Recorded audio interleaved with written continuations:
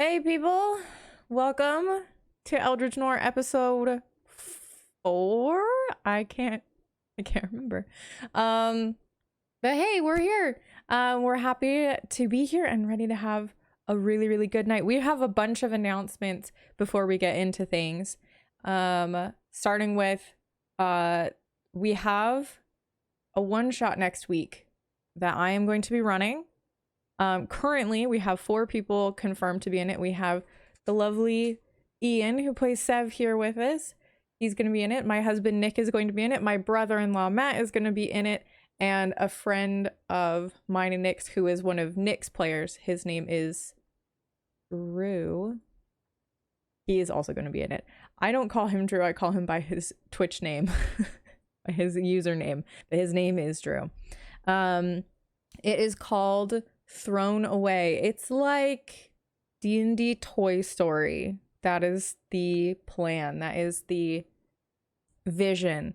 So it's going to be very different and very fun. I'm very excited for it. So that will be on Friday at our usual time right now of 9 Eastern, 7 Mountain Time. So come for that. It'll be really cool. Other than that, we have Different Strokes on Monday. Different Strokes with different folks, right, Patrick? Yep. So we're going to have Patrick as our guest for Different Strokes with different folks this week. We're both going to be working on a couple of projects. I'm going to start painting those really awesome minis that we got on Different Strokes this week. There's one of them right here behind me. I don't know if you can see it. There's a wonderful dragon right here in this space. And Patrick's going to be working on stuff that is not spoilers for Ready to Roll. But maybe he'll slip up. So show up so maybe you'll get some spoilers. And then we have Rehash the Rolls on Wednesday. So there is also some very specific announcements about that. Our wonderful guest, Eric, is not going to be able to continue to host the show anymore. Life is getting busy, and the time that the show is not going to work for him anymore. So we are getting a new host in my wonderful husband, Nick. He is going to start hosting Rehash from now on. I'm very excited about that. I get to talk to him more.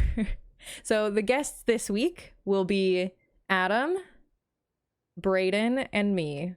So I don't want to say because maybe spoilers for people in the audience, but yeah, there's going to be some interesting discussion, I feel. There will be a Rehash the Rolls episode for Noir for this show, not next week, but in 2 weeks, because this is the second to last episode. Next time, episode 5 will be the last episode of Eldritch Noir, and then the following Wednesday will be Rehash the Rolls specifically for this show with all 5 of us, we hope. I think that's all. Continue to listen to the podcast if you like to listen to the podcast. I haven't uploaded anything else this week because I've been really busy, but you can listen to the podcast. That's it. For reals, that's all of them. So now we'll go into our episode of Eldritch Noir.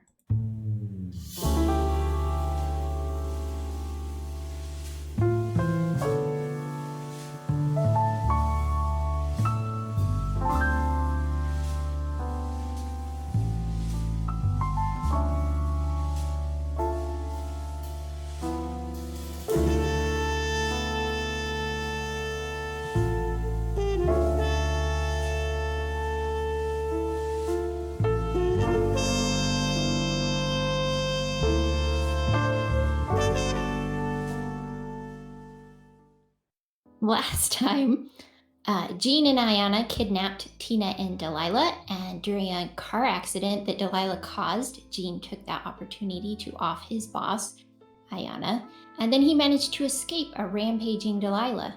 And while he was having that fun, Elhand, Sev, and Vivian decided to keep trying to track down the drug that turns people into goo, and found out some information from some criminals that Sev and Elhand knew.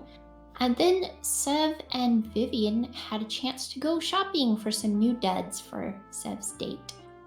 Sev went on his date, and then Elhand, Sev, and Vivian met up with Jean. Our party was together for the first time in this game, and some deals were made. And that's what happened last time. Yes. So we're gonna kind of do a little bit of, I wouldn't say downtime, but like the goals have now become things that are not necessarily able to be done as immediately.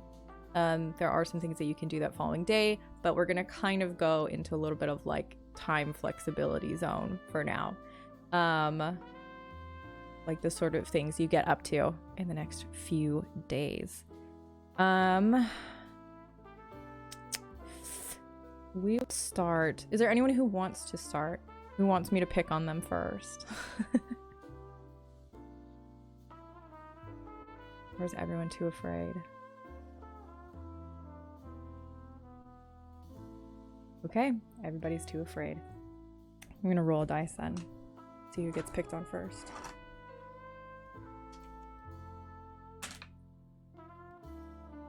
All right, that's Jean. So, Jean, you return from your meeting with these new allies of yours. Is there anything that you want to do immediately that night? You're muted, by the way. Nope, because I probably am still getting over just being shot. Got to take that long rest and get your hit points back. Okay? Yep. All right. Not at night. Well, the following morning, you receive a phone call from Alita, the hag that you had talked to before. The one who is in charge of all of the products for the Regalier. She is able to tell you, like you asked her, of a few of the policemen that are really on the side of the Regalier and the others that are not. I don't have all the specific names right now, but she is able to tell you that Captain Frank Ellis was very much not a fan of Ayana's and was following along with her orders because she had abducted some of his unborn children in the form of eggs, little snaky Yuan-Ti eggs. Most of the other ones were on the payroll on some level. Some of them just kind of went along with it because that was the orders that came down from on high from Captain Ellis. Detective Adlin was very specifically paid off and in communication with Ayana occasionally, as you were aware of before. In regards to Detective Adlin, however, you are also contacted the following morning by Addis and Chad, your little satyr boys, who you had sent to Adlin's house a couple of days before, or I guess just the day before. They had sat outside of his apartment for the entire day and not seen him.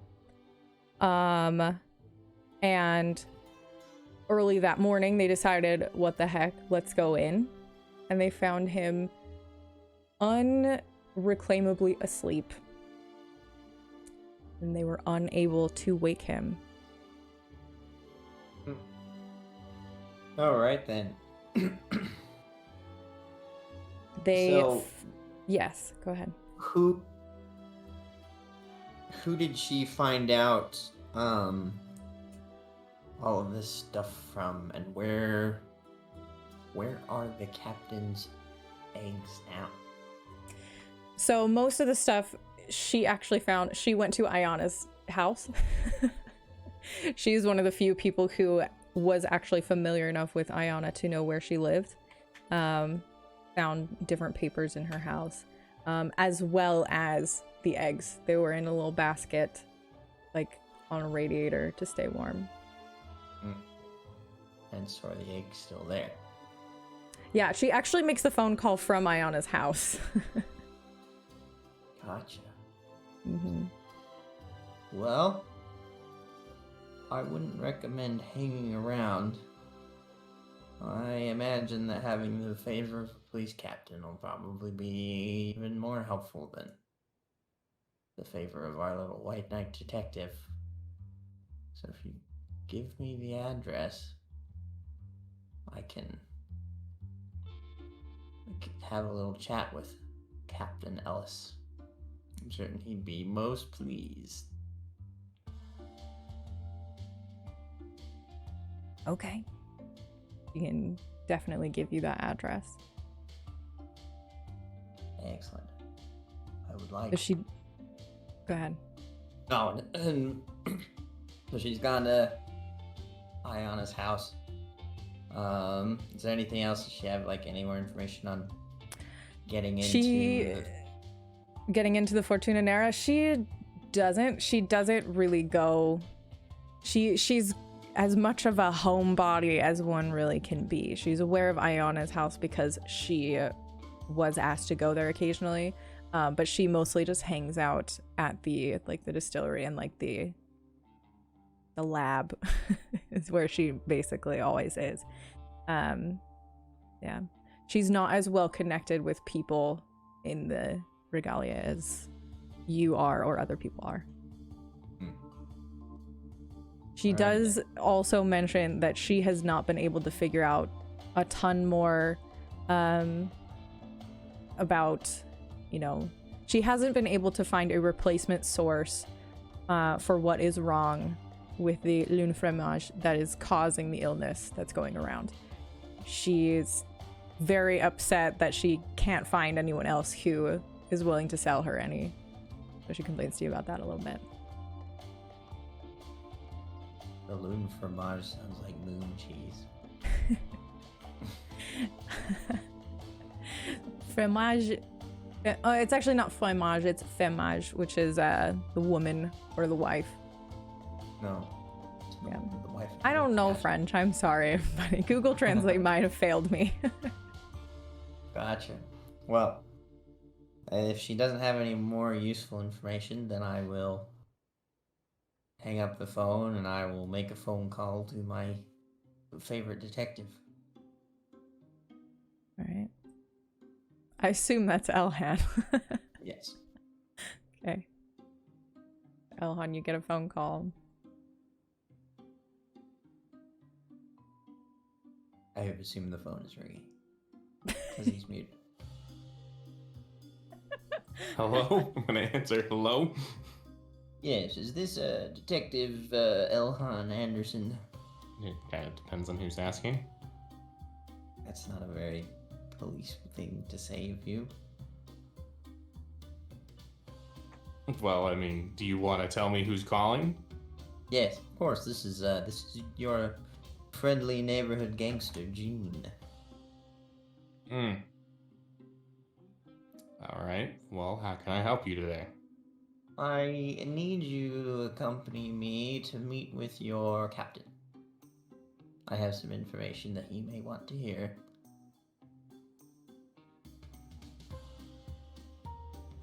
Alright. I guess I can do that. I was kind of getting ready to go to that place you asked me to go to, but I guess I can accompany you to meet with the captain. I think that this will be much more beneficial to both of us in our endeavors. Very well. I will meet you. I will meet you outside of the station and as plot appropriately long as it takes me to get there. Not very long. Alright. Then I will meet you there. And off I go. Is there anyone... My little sadistic friend isn't hanging out in my apartment, is she? Would you have let her? She does have an apartment of her own that you can go to. Would have been... I wouldn't have batted an eye about it. Sounds like some weird thing she would have done. Yeah. No, yeah. She would have hung out in your apartment unless you told her to leave. Okay. Edie, I have a mission for you. Okay. I need you to go to this address. This was Ayana's old apartment. don't mess with anything. Just make sure that anybody who shows up that isn't with me doesn't get in. By whatever means necessary. But can I go in? I mean, that's the only way you're gonna keep people out. Okay. Yeah. I could just stand at the door. You told me not to touch anything. It's very important that there's some eggs in there on a radiator. Don't touch them, don't break them, don't even look at them funny. We need them. And definitely don't eat them. Understand? Okay. Uh-huh. Alright. I'll fill you in more, but I have to go meet with the detective. Okay. Okay. She heads off. Elhand, do you bring anyone else to the police station with you, or do you... Well, the only person I would have wanted to bring with me is Delilah, and I have no idea where she is currently, so not at the moment. Yeah. Okay. So you kind of head off. The two of you. Probably in prison for unauthorized use of deadly force and police brutality. She didn't kill anybody. That was you. I surrendered, and she still tried to kill me. Anyway. Alright. Detective. Class. Yeah. You have Please both arrived call at the me station now. I think I'm gonna stick with class.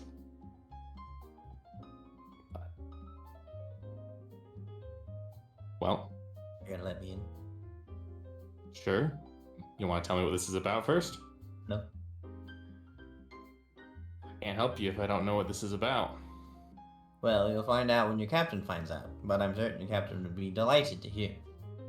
I hope you realize that my captain is high on the list of people I'm looking forward to arresting.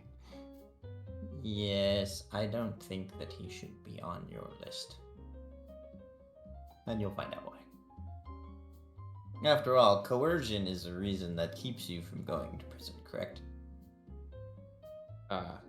Would believe so. Very well.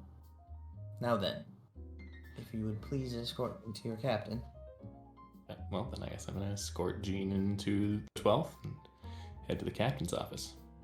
Okay. Captain Ellis is there at his desk, writing on, like, filling out some paperwork and everything. Looks up as you enter. Good morning.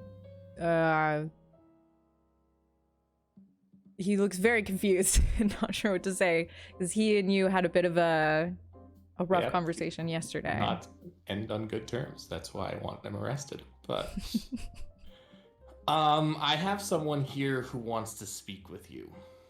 He wouldn't exactly tell me why. All right.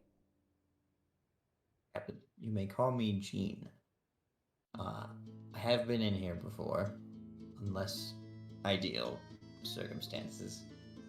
However, I bring information that I'm certain that you would be most delighted to hear. But in return for this information, I'm going to need your help, along with the help of Detective Anderson. And as part of this information, you will need to not impede any of Detective Anderson's work and give him the resources that he asks for, with only the amount of information you need to make certain that you don't get looked at twice. Please make me a persuasion check with disadvantage. With disadvantage? Yeah. Oh, by the way, if you don't answer, if you don't follow through on these, can I try and intimidate him instead? Because it has to do with his kids. You didn't mention his kids specifically, so no. If you want to try and intimidate, you can. But there are specific reasons why that would be a disadvantage as well. Okay, let's just try to persuade.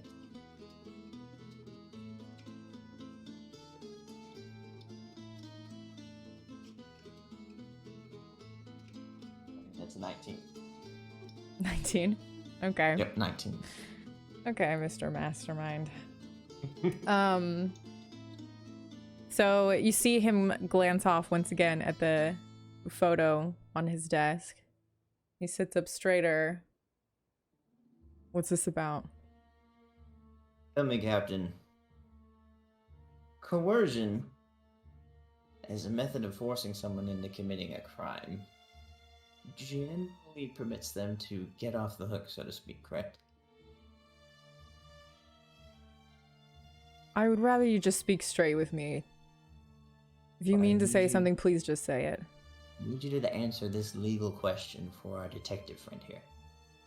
I feel as if you are already aware of the answer and you're asking just to be annoying. Do you want my information or not? Yes, but I wouldn't like to play games to get it. Take a look at that picture that you keep looking at again. Describe to me the picture, because this is also... I don't remember what the picture looks like. As an atom. He just turns it around towards you, and it's like a little family shot of like in... Like, I'm imagining sort of like in the hospital, like, you know how people do those like newborn photos like right after their kids are born, except it's just like a little, like, there's like a blanket with a bunch of little snake eggs. Snake delivery being very difficult, it needs to be done in a hospital. Now tell me, when do you find out if they're male or female before or after they hatch? I don't know if that technology exists. I'm assuming it would be magic. Right. Diviners. We don't have the money for divination magic, and there's so many of them that we, you know, it doesn't matter. We'll probably get some of each. So that explains why you don't know where they are and I do. If you're here to lean on me, No, quite the you're opposite. too late. Someone already is. Yes, I'm aware. And she's no longer in the picture, and you have me to thank. What I'm actually offering you, Captain, is the opportunity to reunite your family.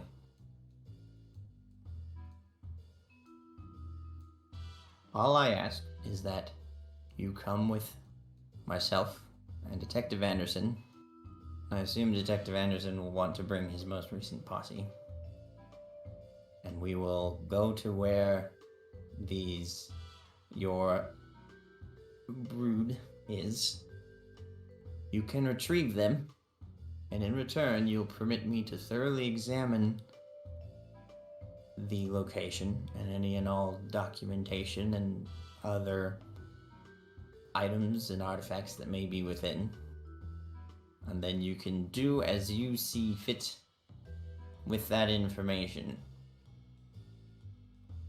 Captain Well, Ellis I looks will over need- at you. Elhand is a friend of yours. No, Wouldn't have thought this would have been. Not exactly.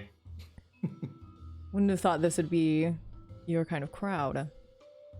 Nope, it normally isn't. But when you kind of kicked me off the case and left me without any resources to use, I kind of had to use my imagination. my imagination. I was the one who arranged this little agreement. I'm the one who accepted it. Let's just say I am a medium-sized fish helping you catch much bigger fish. This does not inspire confidence in your integrity, Anderson. Sure, Mr. Jean. Oh, you I'll see, go with you. We'll get my children. I'll close my eyes. I'm very used to that. Detective Anderson has no idea where your children are. The only reason he's here was just in case you tried to kill me. You see, I don't know your temperament.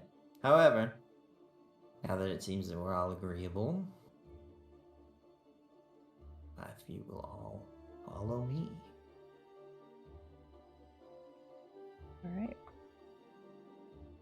Detective, are you going to be wanting your mechanical friend and the lovely elf lady with you? I'm sure that I can invite them. Whether or not they decide to come is, of course, 100% up to them. But, of course, that would require me knowing where we're going first. You see, that's valuable information I can't part with. However, I'm certain that the captain could get us a truck in which we all can fit. And I can give directions from there. Ellis Sure. rolls his eyes. Fine. And he walks out to go and like grab keys for a much larger vehicle. I don't particularly appreciate you coercing a police officer. It doesn't inspire confidence in for me in your ability to uphold our arrangement in the future. Detective, if I was coercing your captain, he wouldn't be getting his children back now, would he? So you trust that the captain's just gonna let you go after he gets his kids back? That's where you come in. So you want me to protect you? You want me to turn my back on everything that I've been fighting for the past, my entire career at this point, and help you? Wasn't that our agreement? That I You were help helping you and you help me? I just proved that one of your biggest suspects was off the hook, not on your list. his And career. now His career's still gonna suffer for this. I'll see to that. his career is going to suffer because he followed the instructions of a madwoman who had his children hostage. Are you sure that I'm the bad guy here? He allowed the corruption to enter into this precinct. That's something that I can't stand by. If he wasn't able to better guard his precinct, someone else needs to be in charge. You have children? No, Do you have a heart? I couldn't do this job if I had a heart.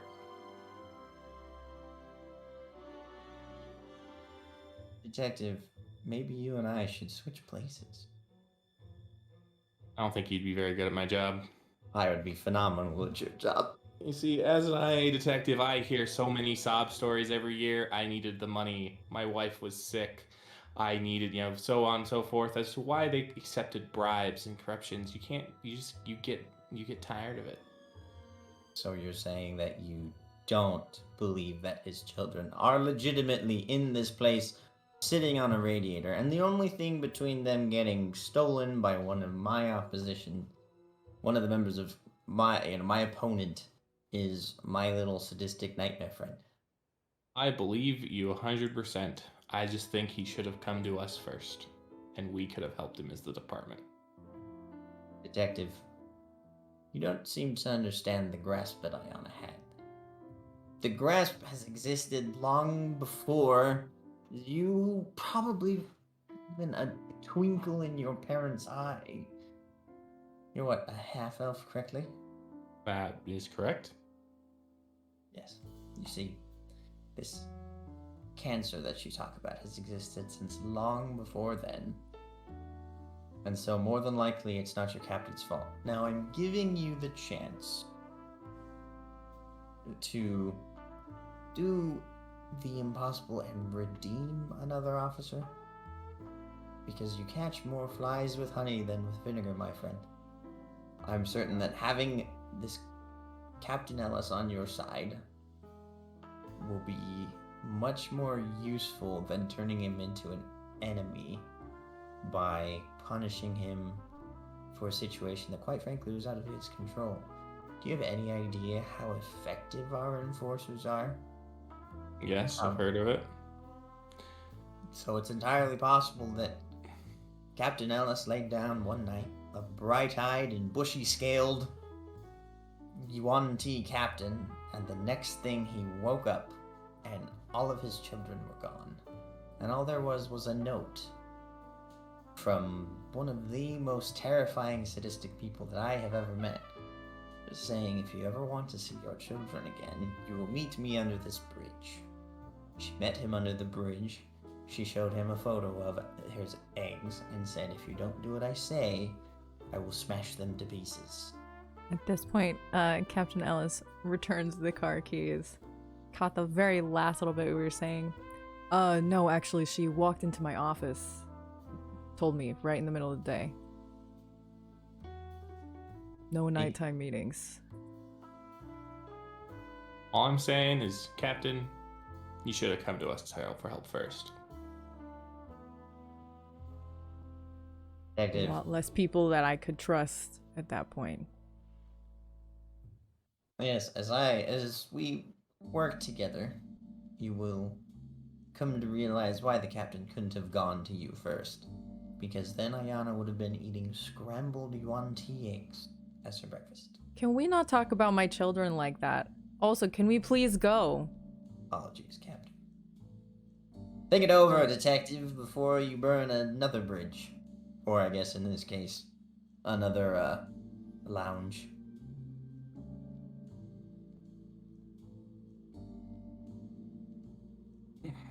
My mind's made up, class. I'm not gonna turn my back on what I've been working for all these years. You have your plans, I have mine. That's a first for the noble white knights that I've dealt with. Punishing the innocent. Anyway, I'll take shotgun. Captain, you drive. We could put your sadistic little detective in the back. You're the one who says I'm a white knight. I've never said I'm a white knight. Ooh. At this point, I'm not even convinced you're a knight. Now then, if you start by going to the detective's place where he plot appropriately keeps his friends. Mm-hmm. Well, at least Vivian's there. I imagine Sev's at his own place doing whatever he wants to do. Sev's definitely at his office. Mm-hmm. What is Sev up Standing to? in his closet. So are we starting from the night before, or? You can say what you were doing the night before, yeah. I think he There's called anything Tana to up there before, pretty angry. I think he smashed the can of beans against the wall. Okay. What did Sev tell Tano? He simply asked her if she would give up things that she believed for to help people she cared about. That depends. You know, if it's a trade, it has to be a worthwhile trade. If it's a little thing, if it would get something better, yeah. If it's a big thing that's for something that's not worth it, no. Thanks, and he just immediately hangs up after saying thanks. Which is fine, because it's like 2 a.m. and she's like very sleepily talking to you on the phone. And he can't like cry or like anything, but he's just like heaving over his desk. He does that for most of the night. Mm-hmm. Does he take a long rest though?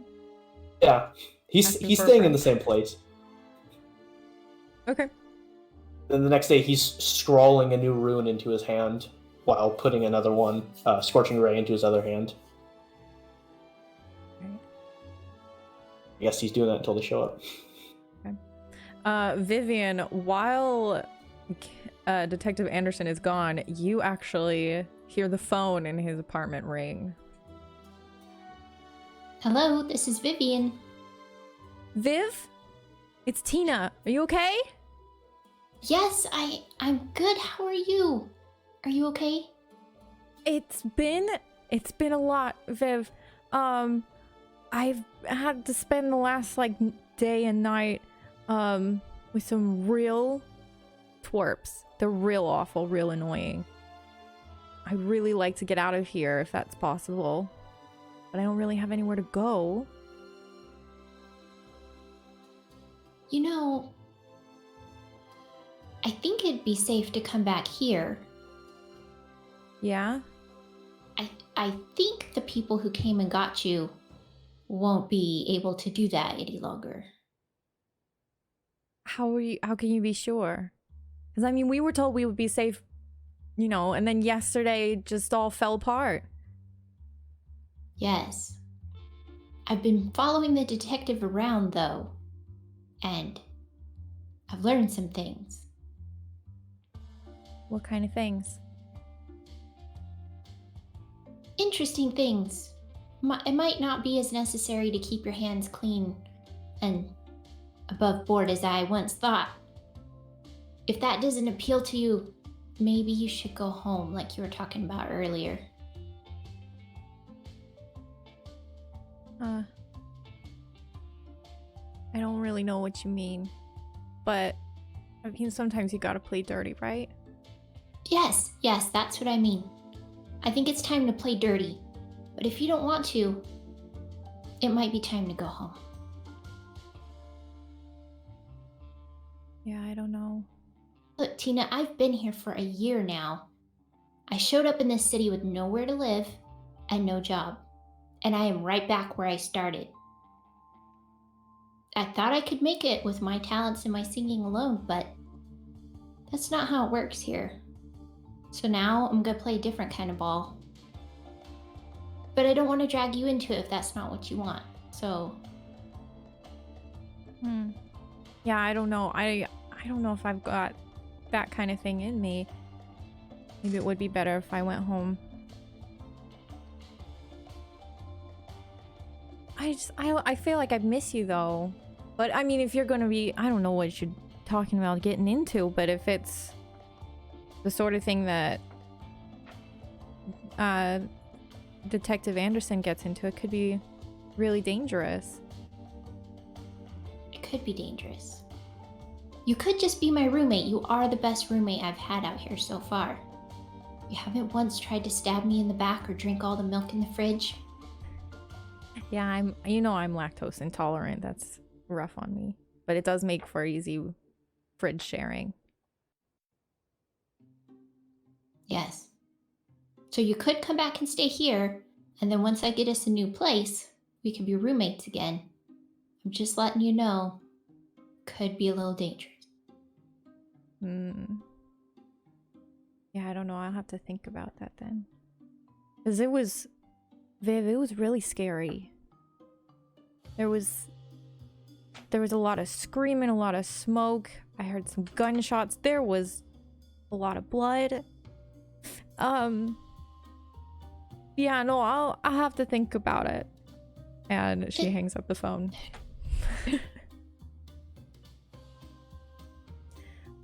It's at this point that the big old police truck pulls up to pick you up.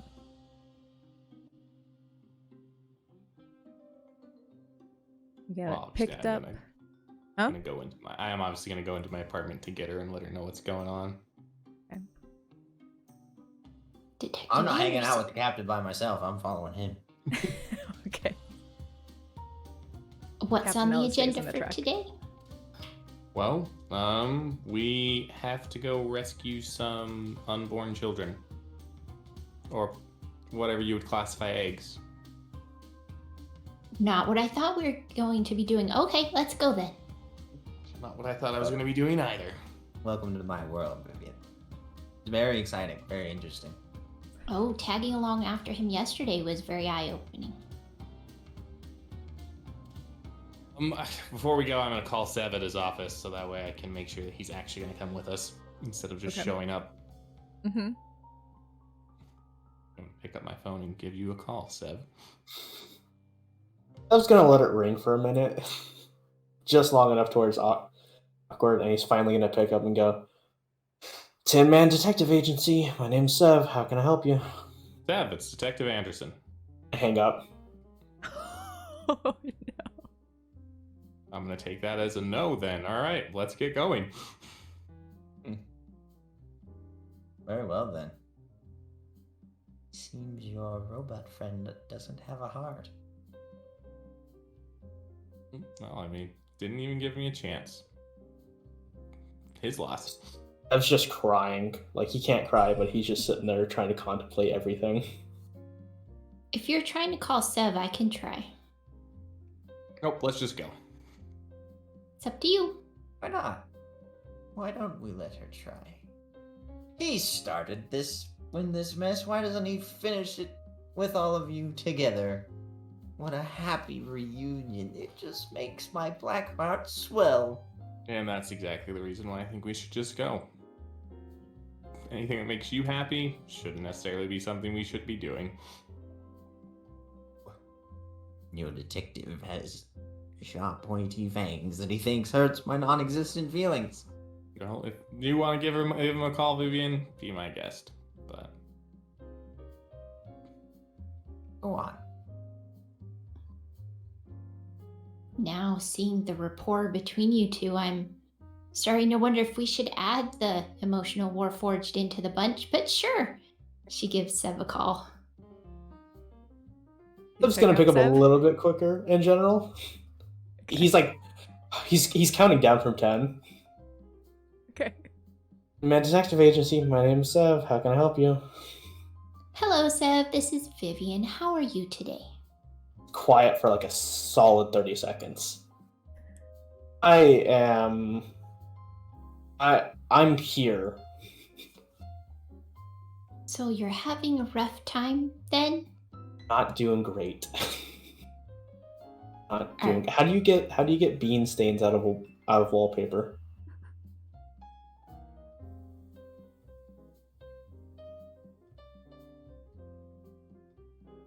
Sev, Yes. I'm not sure, because while a lot of things have happened in my apartments before with past roommates, beans on the wall wasn't one of them. We can try some things out later, though. Okay. I imagine Detective Elhand has somewhere for us to go, and that's why you're calling. Yes, you might actually like this one. We're going to rescue some babies. I feel bad for hanging up on him. I'm handling a lot right now. Yeah, I can help you guys. I'll. Do you want me to meet you guys there, or? Detective, can he meet us? considering the fact that Glass isn't going to tell us where we're going until we get there, we should probably pick him up. We're picking you up, Sev. Okay, You I'm can't gonna miss us. gather myself. Thank you, Vivian. Anytime, Sev. Just hangs up. All right. We all pile up into the truck. Go and pick up Sev. Sev, you see Captain Ellis in the driver's seat. You see Jean in the passenger seat. Sev in the truck. is it's like putting on his holster, and he's so close to just pulling it out. He just takes his jacket, his tattered coat. He leaves his hat. He walks up to the back of the truck, goes in, and doesn't say a word as he sits down. Morning, Sev. Just stares at Elhand straight on, piercing. Can I help you? Just goes, why? Why is the sky blue? Why is the earth round? Why what? Just points towards the driver's seat. Oh, good, not me. I'm not driving. Well, the driver area. Because He's very clearly annoyed. Sure that Vivian told you what we were doing. It's his kids we're rescuing. Got it. What's the other idiot doing here? He's the You one. see, I who knows had where to the bring kids the detective along.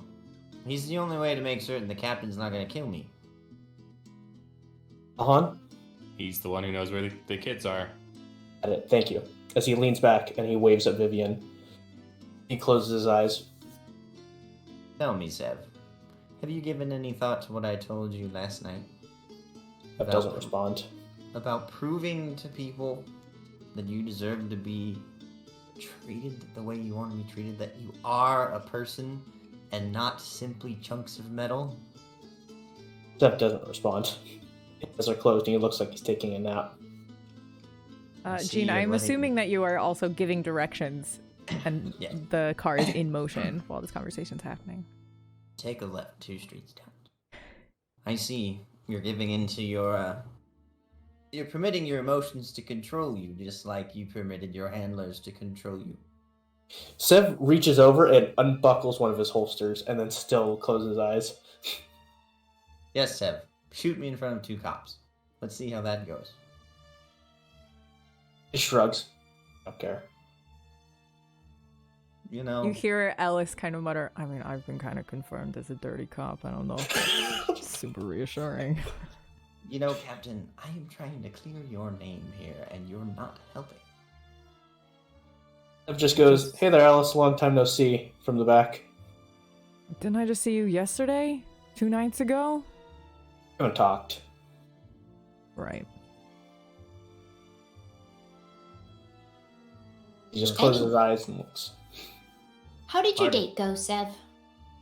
Ooh, Went good. neat. Went good. I don't want to talk One about this date. in front of the sociopath, but it went well. Hurtful, but true. Okay. Tell you later, Vivian, is what he says as he still leans back, closing his eyes, counting down from 10. You should probably start from 100. Almost there, Captain. Starts at 1,000. All right. So at this point, you arrive at Iona's house. Now, let me go first, or you will probably die. Perhaps. After you. You see, It just gets out. one of my more interesting associates is here. The only The one one we that met yesterday. Yes, the only one that I trust enough to do something this important. Now, Captain, you do remember our deal. That you will give any aid and resources that Detective Anderson needs to him.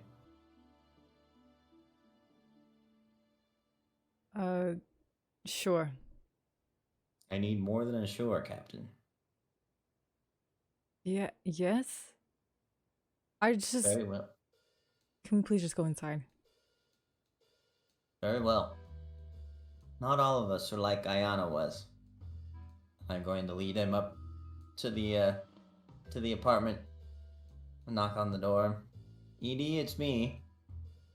And my motley crew.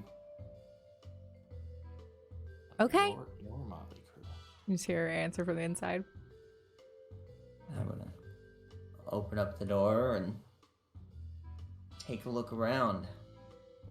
So it is a fairly large house. This is not an apartment. This is a specific house. Yes.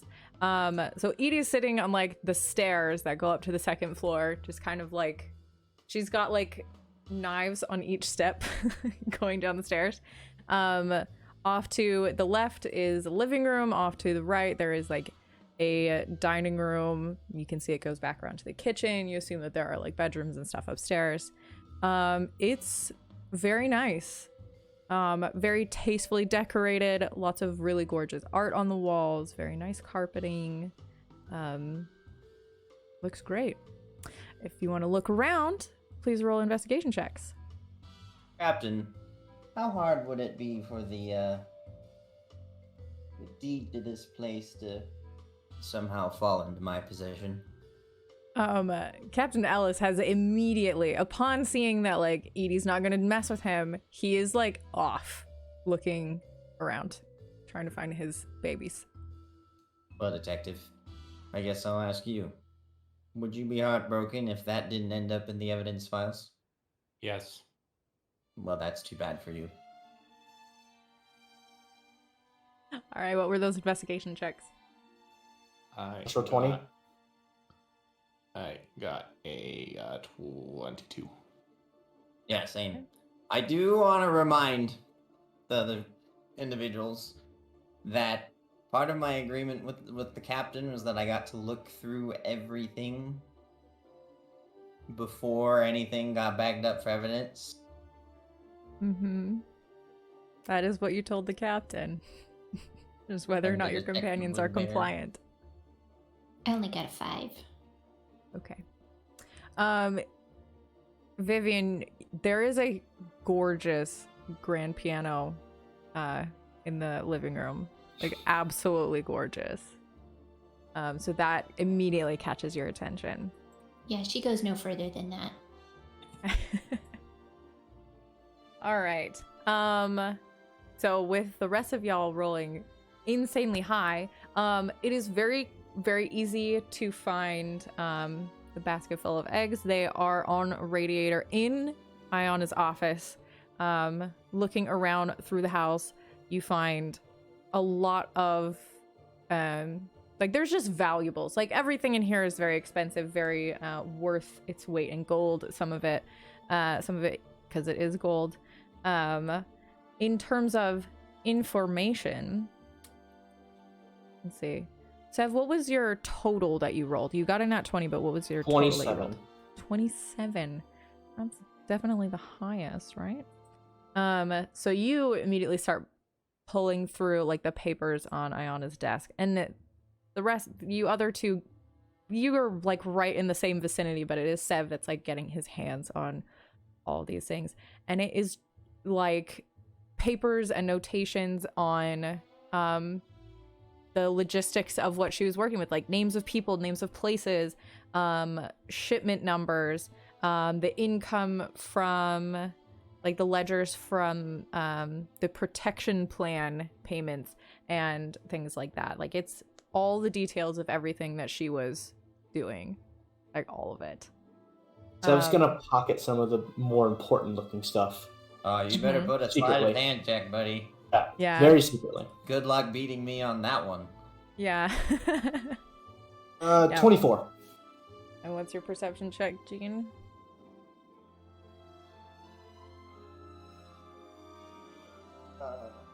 To be a 26. So you do notice him go to put these papers in his pocket. I will blast your head off so fast. He immediately just pulls out a gun and points at him. I'm gonna pull my gun out and point at Sev. Say, you pull that trigger, you're done. We have an agreement with the captain. I could have destroyed those eggs. I could have held on to them for leverage. The last thing that you are going to do, Warforged, is dishonor that agreement. Make the agreement with me. I brought you here as a courtesy to show you that I believe that you are capable of being the person that you want to be. If you want to be a base and primal animal like that, when I'm trying to help a man who was wronged by someone that I used to trust, then go Trying to for it. gain power. Just be honest. You're using this as a power play. A form of honesty. You are trying to make it look like you're being nice. But you're using this as a power play. Put it Not an back, idiot. Warforged, Gloss. or die. Hand it over, Sev. It's not worth it. Looks at Elhand and he goes, give me one good reason. One good reason why we should trust this idiot. Edie, Because you're outnumbered. That's one good reason. Another good We reason outnumber him if we is- don't listen to him, Elhand. I already explained to you. Gene's a symptom. I'm looking for the cure. I'm not gonna be A symptom that could very quickly become a disease. Not if I have my way about it. You gotta trust me. I've been doing this for years. Sometimes you gotta work with the bad guys to do the greater good. You just gotta trust me, Sev. Edie, who was actually hanging out with Vivian at the piano, comes up into the office. Yeah. how proficient are you at taking apart machines? Oh. Not gonna great. be necessary, Glass. Sev, just trust me. Nev puts the gun away, but then immediately hands over the papers to Elhand, and then leans in close. You make your decision. We go outside. Detective, we have an agreement. We do, for now. I'm glad to see that at least one of you has his honor intact. And I start going through all of the papers. Okay.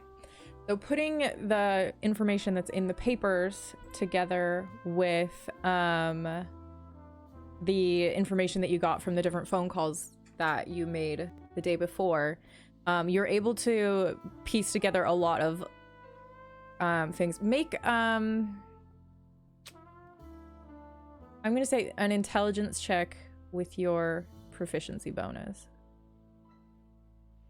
to try and piece together a good starting point for the things that you're wanting to do. Because there's a lot here. I'm not going to give you all of it because I can't. 19. Okay. So, you are able to find information about a good target beginning point. There is a supplier, or what is it exactly? He's like a middle holding house. Like the drugs and stuff come from Alita's warehouses and stuff to this place where the dealers come to get it. This is less of the like high level, really fancy substances and more of like the street drugs kind of thing. This is run by a boggle named Excris. Real sleazy dude. You've met him once or twice before. He's really you really don't like how gross he is. Boggles kind of secrete this like oily gunk from their skin, and they're just really unpleasant to be around. He has the front of this location is a restaurant called X Bag Hands. It is really, really awful place. But he is definitely in Belby's camp for sure. As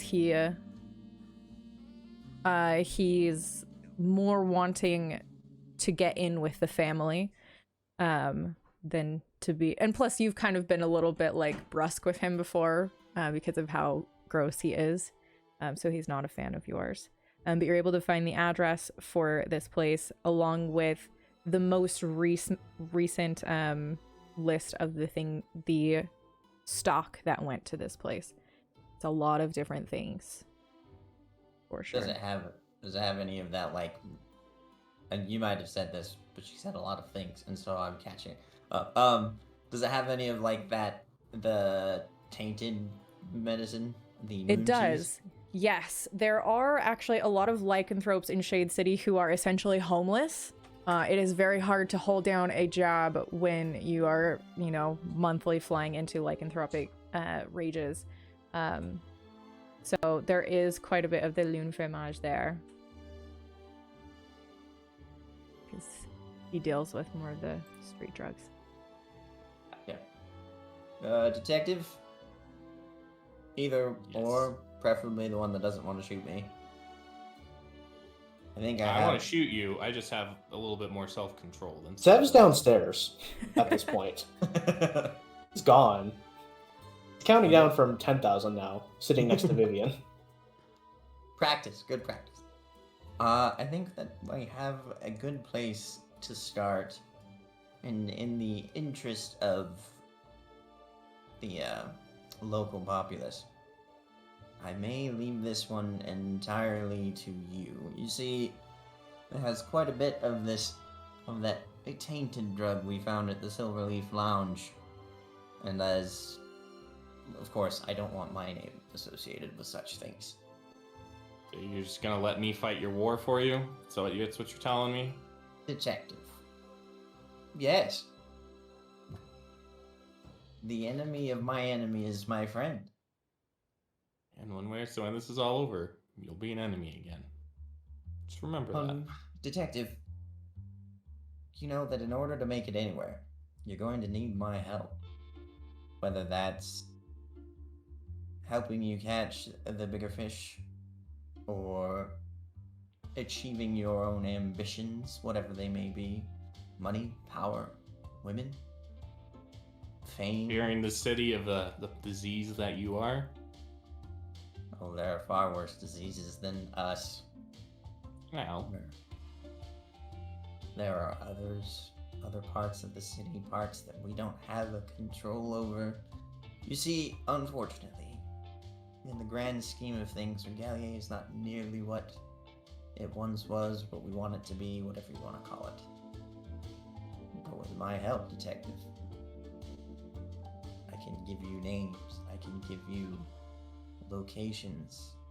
But if you turn on me before I have the ability to get into that position, well then you're stuck without a sample of the disease to study to create this cure.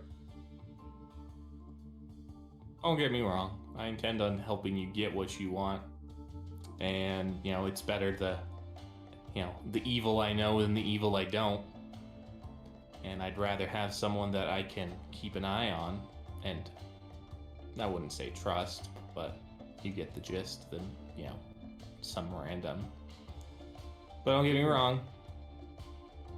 When I've done what I need to do, I'll come for you.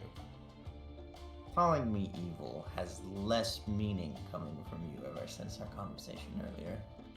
Maybe it has more, because it takes one to know one. That's what the children say on the playgrounds. At this point, the phone on Ayana's table starts to ring. The phone on her desk. Edie, You gonna can you get answer that? this for me? Do you want me to answer? Yes, just introduce yourself as some pseudonym and tell them that you're wondering where Mistress Ayana is if they ask. Okay. She picks up the phone, puts it close to her ear. Hello? This is, Lisa. Just listens for a little bit. I need better help, detective. Boss, they're asking for you. Make sure the place wasn't being cased first before you brought us here. I brought police. Who are they? She didn't say. Hmm. Hang on, I'll ask. All right. Who is this? Lisa, just give me the phone. Okay. She hands the phone over to you. This is, Jean. Hello. This is, Annette. Well, I guess you could call me that. Yes, that's sure. I am one of the personal secretaries of the Dom. We've received some information that you're at, the late Miss Luttrell's residence. We've been trying to contact you for a little while. Is this a bad time? Well, I'm certain that if you've been watching, that, I have some officers of the law with me. And, I'd rather not indispose his, eminence, whatever the proper term is, by, having such a conversation with them nearby, as you know. Oh no, the Dom's not wanting to have a conversation with you right now. No, he wanted to invite you to come to dinner tonight. Well, who am I to refuse such a prestigious request? I would be honored. Right. Well, then the information is as follows. Come to the Fortuna Nera at 6 o'clock tonight. The Dom specifically requests you bring a dinner guest. He finds that it improves the atmosphere of conversations if it's, including other people. He doesn't really care who it is. Girlfriend, boyfriend, business partner, random bum you pick up off the street, just somebody. Though he does Very find well. it very telling who you bring. Would it be possible for and I know that this is very presumptuous, so please forgive me, would it be possible for my guest to perform for the Dom? She's quite lovely and a talented singer. I'm sure whatever you decide will inform the Dom very much about your disposition. Excellent. Again, thank you for this invitation. The honor is mine, as they say. Right. I'll inform him that you have accepted the invitation, and I hope you are not late. Have a wonderful day. And she hangs up. I'm going to turn around to Detective Anderson, and my face is just completely white. What hole you got yourself dug into this time?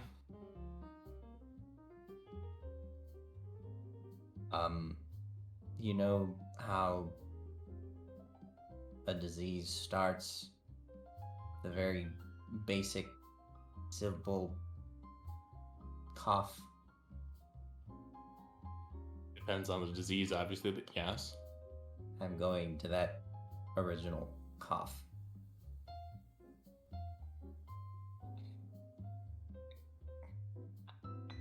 Oh boy. I just hope he doesn't kill you before I get the chance.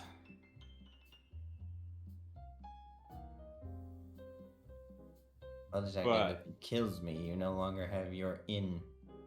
Yeah, that's what I was thinking. And from what I gathered, at least in my end of the conversation, it sounds like you're taking a particularly talented, lovely half-elf with you. I made her a promise, and I intend to keep it. Well, I can't allow a civilian to enter such a dangerous location alone. Well, Detective, if you show up, we all die. I wasn't saying that I'd join you for the dinner. Just maybe, me and Sev be outside the place in case, things go south. You and Sev, you'd want to bring a whole army, Detective.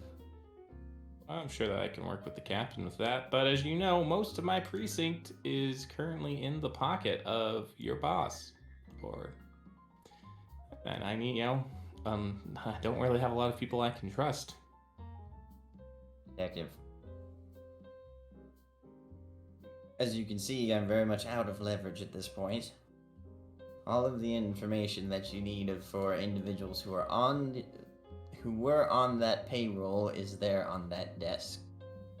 And perhaps if you could ask the Warforged if he could bring some of his companions, others of his kind. I remember back before they received their independence, and when I was a lowly soldier, and some of the battles that we fought with their heavy weapons teams. There's not very much that gives me nightmares, Detective, but Ayana and a Warforged heavy team are two terrifying things for me. Now, I have a lovely lady to ask on a date. I'll start looking through the stuff. If you see the captain, let him know that I'd like to talk with him. Of course. All right, so Sev and Vivian, you've been sitting at the piano now for a little while. What have you guys been doing or talking about? So I want to point out that when I walk past Sev, there's not even any look, because I still look terrified.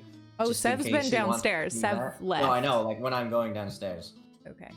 Whenever I get there, that way he sees it and he's just able to kind of be like, heh, sicker. I think Sev, as soon as he sat down, started counting down from 1,000 again, next to Vivian, listening to her play and sing, and he's just sitting there going, 1,000, 999, 998, 997. Vivian's playing the piano, but you're doing a good job, Sev. You just need to keep in mind, if you kill Gene now, he can't do anything for us. He's not gonna do anything for us. He's playing us like fools. We won't know if we don't leave him alive. I'm gonna leave him alive long enough. I can wring his neck with my own metal hands. Do remember, you promised to tell me before you shoot someone in the head, too. Does that include wringing the neck, as I just said, or do you want me to tell you about that too? So you can turn away. No, that takes longer. I'll probably have time to turn away before it looks gross. Okay. But remember, if you kill him now, he can't get me a job No, or a nice place to live. I want you to get those things, and I want Han to get what he needs. This is just going to blow up in our face. Or the Know it. face. The face that you were asking for. Yeah. Keep that in mind. Last resort. It's a very much last resort. Just can't figure anything else out. Good. Just keep your goal in mind. 195. No. You just keep counting all the way down. Vivian is really, really practiced at the piano. Very beautiful music as she's continuing this conversation through, carrying Calming through the house. stuff a little bit. He's not saying it as angrily. Mm-hmm. Yeah, starting to like count in time with the rhythm of the music that she's playing. And after a while, you both see Jean come downstairs towards you two. Ev walks back upstairs. Is that the third movement or the fourth? Can't You have a good ear. It's the third. A beautiful piece. It's a Now, beautiful piano. yes, and if I have my way, it will hopefully eventually be my piano. However, Detective Anderson is not being as forthcoming as I had hoped he would. Maybe if you asked him, you could help me convince him. But I'm here for something that I feel you may be a little bit more excited about than a piano of this quality. I received an invitation to go to the Fortuna Nada tonight. And I am actually required to bring a guest. I would be honored if you were to join me. I put in a special request, at great risk, that you be permitted to perform for the leader of our organization. He can definitely get you that job that it would take me quite a bit longer to get it for you than if you were able to impress him this evening. I see. What time? The time that the DM did not actually give me, so it's clouded. I did, in fact, give it to you. I understand if your mind went white with panic. 6 o'clock. 6 in the evening. Lovely. Want to have your best piece prepared. I can do that. And another thing, as little as you can let on that you know about our operations and that you've been involved with Detective Anderson and even Sev.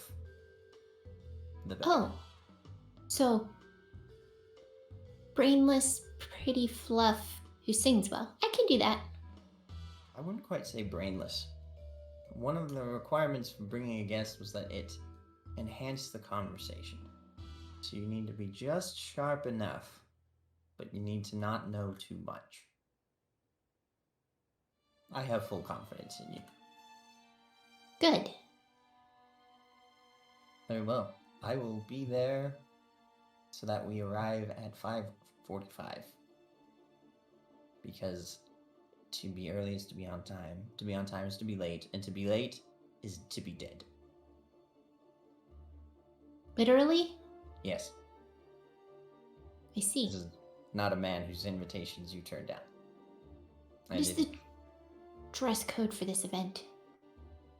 The nicest gown you have, and if we need to go dip into my reserves to get you something better, that is something that we can do. Oh, I think we do need to, yes. Very well. There might actually be some really nice clothes in this house that you're in. For free. That's not something that I would know. That would be something she thinks of. Who lived here again? Her name was Ayana. She was a very flashy... She was an Eladrin, right, Lydia? Yeah. Very flashy Eladrin. Confident enough in everything about her to march in the middle of the day and tell a police captain that she had kidnapped her children. Oh. So she Judging- not only acted the part, she also looked the part. Judging by the expensive piano, she probably had expensive taste. Point me to her closet. You could have any number of closets. I will give you free reign of the house, and you can take whatever you wish. Very well then. And she gets up and walks off to find a closet. Yeah. I mean, you're able to find in biggest bedroom upstairs, there is a lovely walk-in closet with tons of clothes of all colors of the rainbow and very, very fine quality. You can kind of just like take your pick of whatever you like best. She would pick a dark red gown. Okay. Yeah, you're able to snag that. There's even like those dry cleaning bags, so you can like the zippable, very nice ones, so you can like pack it up, bring with you. She'll also grab some matching shoes. Heels or flats? Heels, but they're only about 2 or 3 inches. They're not super tall. Right. Okay. Captain Ellis has been spending this entire time. He was able to locate his children very quickly, and he has been spending this time checking each individual one to make sure that it is still all right. So that is what he's doing. Captain. Okay. Yeah. He's just finishing up looking over the eggs. Captain Ellis.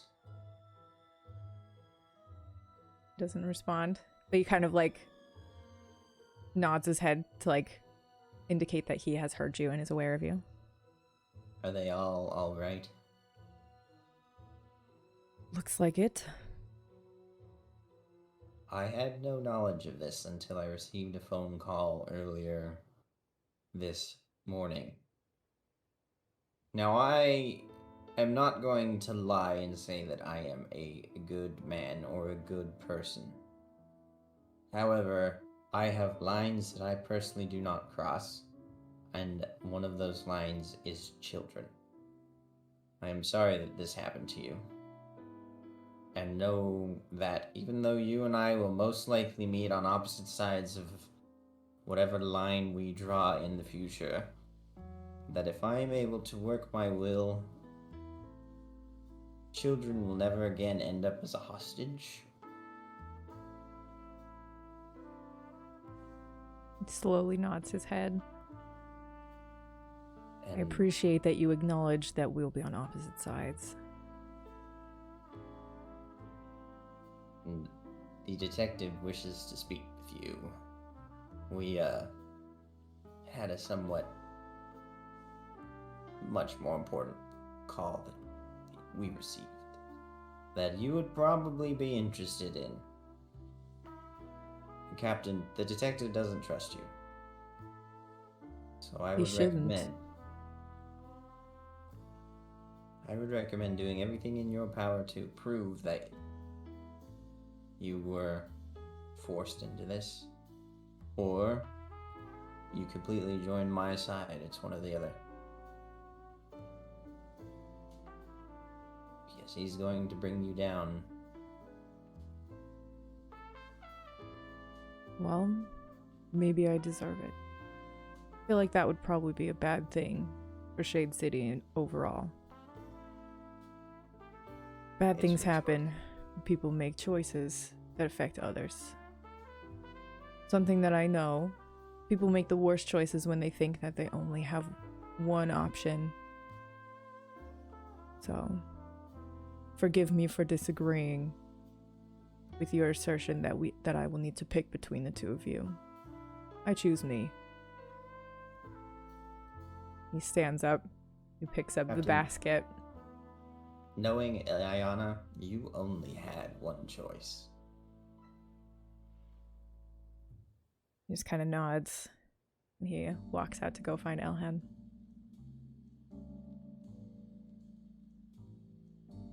So he comes back into the office, stops at the door, looks over at you.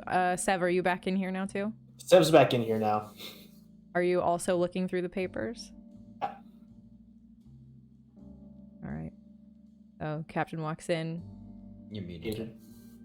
I will inform Sev we're specifically looking for anything that can help us take down these corrupt officers, but also anything that might help us against Jean in the future would be beneficial. Just a little bit before the captain comes up, Sev does go, I do trust you, you know. I know. I just don't want you guys to get hurt. And trust me, the last thing I want is for anyone except Jean to get hurt. But Yeah. sometimes you gotta do. Sometimes you gotta do what you've gotta do. Sev then takes a piece of paper, takes a marking on it, and then hands it to Elhand. Goes, in case you ever run out of spell slots, it's shatter. Just need to have a lot of arcane knowledge, and obviously you do. So, just want to make sure you don't get hurt. Yeah, well, I'll do my best to keep you safe. You've been a good friend so far, Sev. Too. As he then pockets some papers, then sits down in the chair. Okay. I'm gonna just continue on with those mega investigation rolls that you had before. Ayana is a rip Ayana, very organized person and documented everything. So there is even like a folder that documents all of her interactions and dealings with Precinct 12 and its officers. Very extensive. You probably do not have the time to actually look through all of it right now because there is a lot of it. Because it documents literal decades, if not close to a century, of these sorts of things. Well, then I'm going to want to take that for the time being and read that later. Okay. Is there anything about the bigger police state or just that precinct? So she does have some connections with people outside of the 12th. The 12th was mostly what covered her like specific territory and domain, so she dealt with them most. And because they are more local, she found it a lot easier to corrupt and deal with them. It's a lot harder to go after, the bigger figures who are under more supervision. He was specifically trying to see if there was something about the chief of police in there.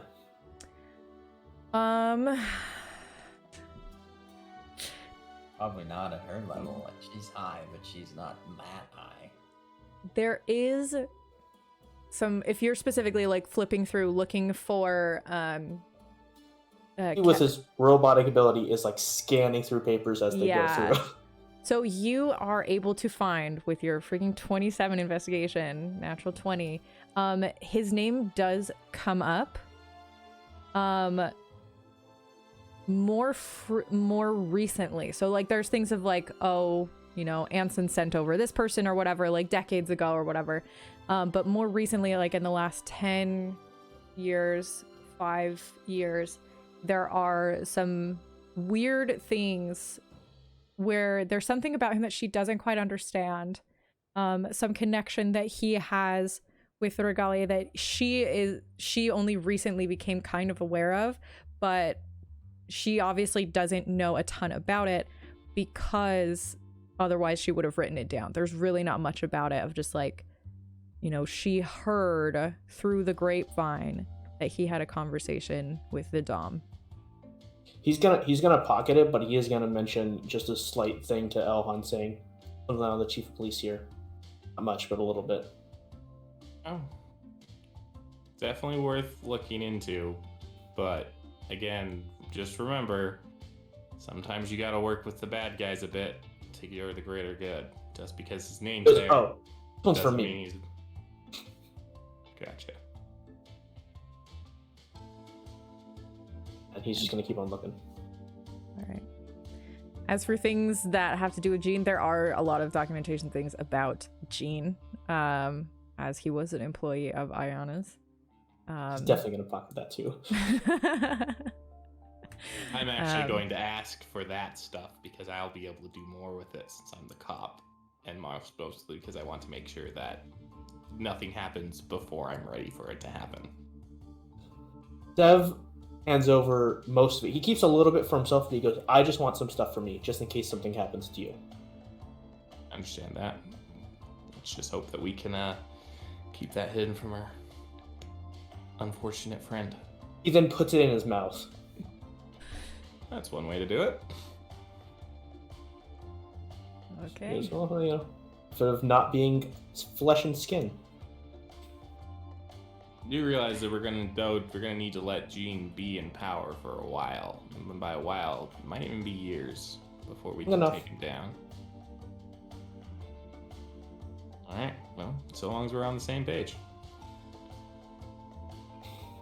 Alright, and then I'm ready to speak with the captain. If Alright. the captain's around. You know, I'm plot definitely appropriately following walks Captain. in. Gene as well. He kind of clears his throat. I told you wanted to talk to me. Yeah.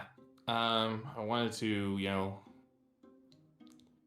I'd prefer to speak with you without any prying eyes or listening ears. Oh, detective. No. You do realize that you need me for this evening. Therefore, I need to be involved in this conversation. Fine. Sev just spins in the chair that he's sitting in. Oh, Captain. As you've probably determined at this point, I'm actually a detective with the internal affairs. And I can't in good conscience let you continue acting in your capacity as captain. So I'm going to give you two options. The first option is you can retire with your pension intact. It's not a bad pension as a captain, but you can retire with your pension intact and your honor intact. Or I'll find every dirty scrap that I can find on you and take you down that way. And when Make a you've persuasion retired, check, please. and when you've retired, I want you to recommend me as your replacement for the captain of the 12th. Oh, definitely make a persuasion check, please. It's going to be a natural 20. Gotta roll that homebrew hall dice. Yep. Well, Miss Fodder, this is your fault if it doesn't roll well. Did you hear me? I said I got a natural 20. You got a nat 20. Oh, Yeah, I had a freaking- nat 20. Okay, what does that come up to? So that comes up to Charisma. a total caster. of 26. Okay. So, this entire day, Captain Ellis has been very defensive and I can't think of the right word, but like self-dignified. And you see him kind of just breathe deeply, let it out. His shoulders kind of sag a little bit. I've only ever wanted to do what was right. I find it very unfortunate and unfair that me trying to help my family and do what I could did so much harm. But now that it is known that it is a pressure point of mine, it would be a bad idea for me to stay in this position. So, you're probably right. I know what Jean tells you, but you could have come to us for help. We deal with this kind of stuff all the time. We deal with cops who feel like they don't have any. We help cops who feel like they don't have any other choice. What's your track record on getting the family back, detective? Pretty low. Quite high when I'm involved. Yes, but as an agency. You have to That's the understand, I problem. understand. Ayana's had a lot of connections. She's had a lot of time. I was in Precinct 12 for a very long time.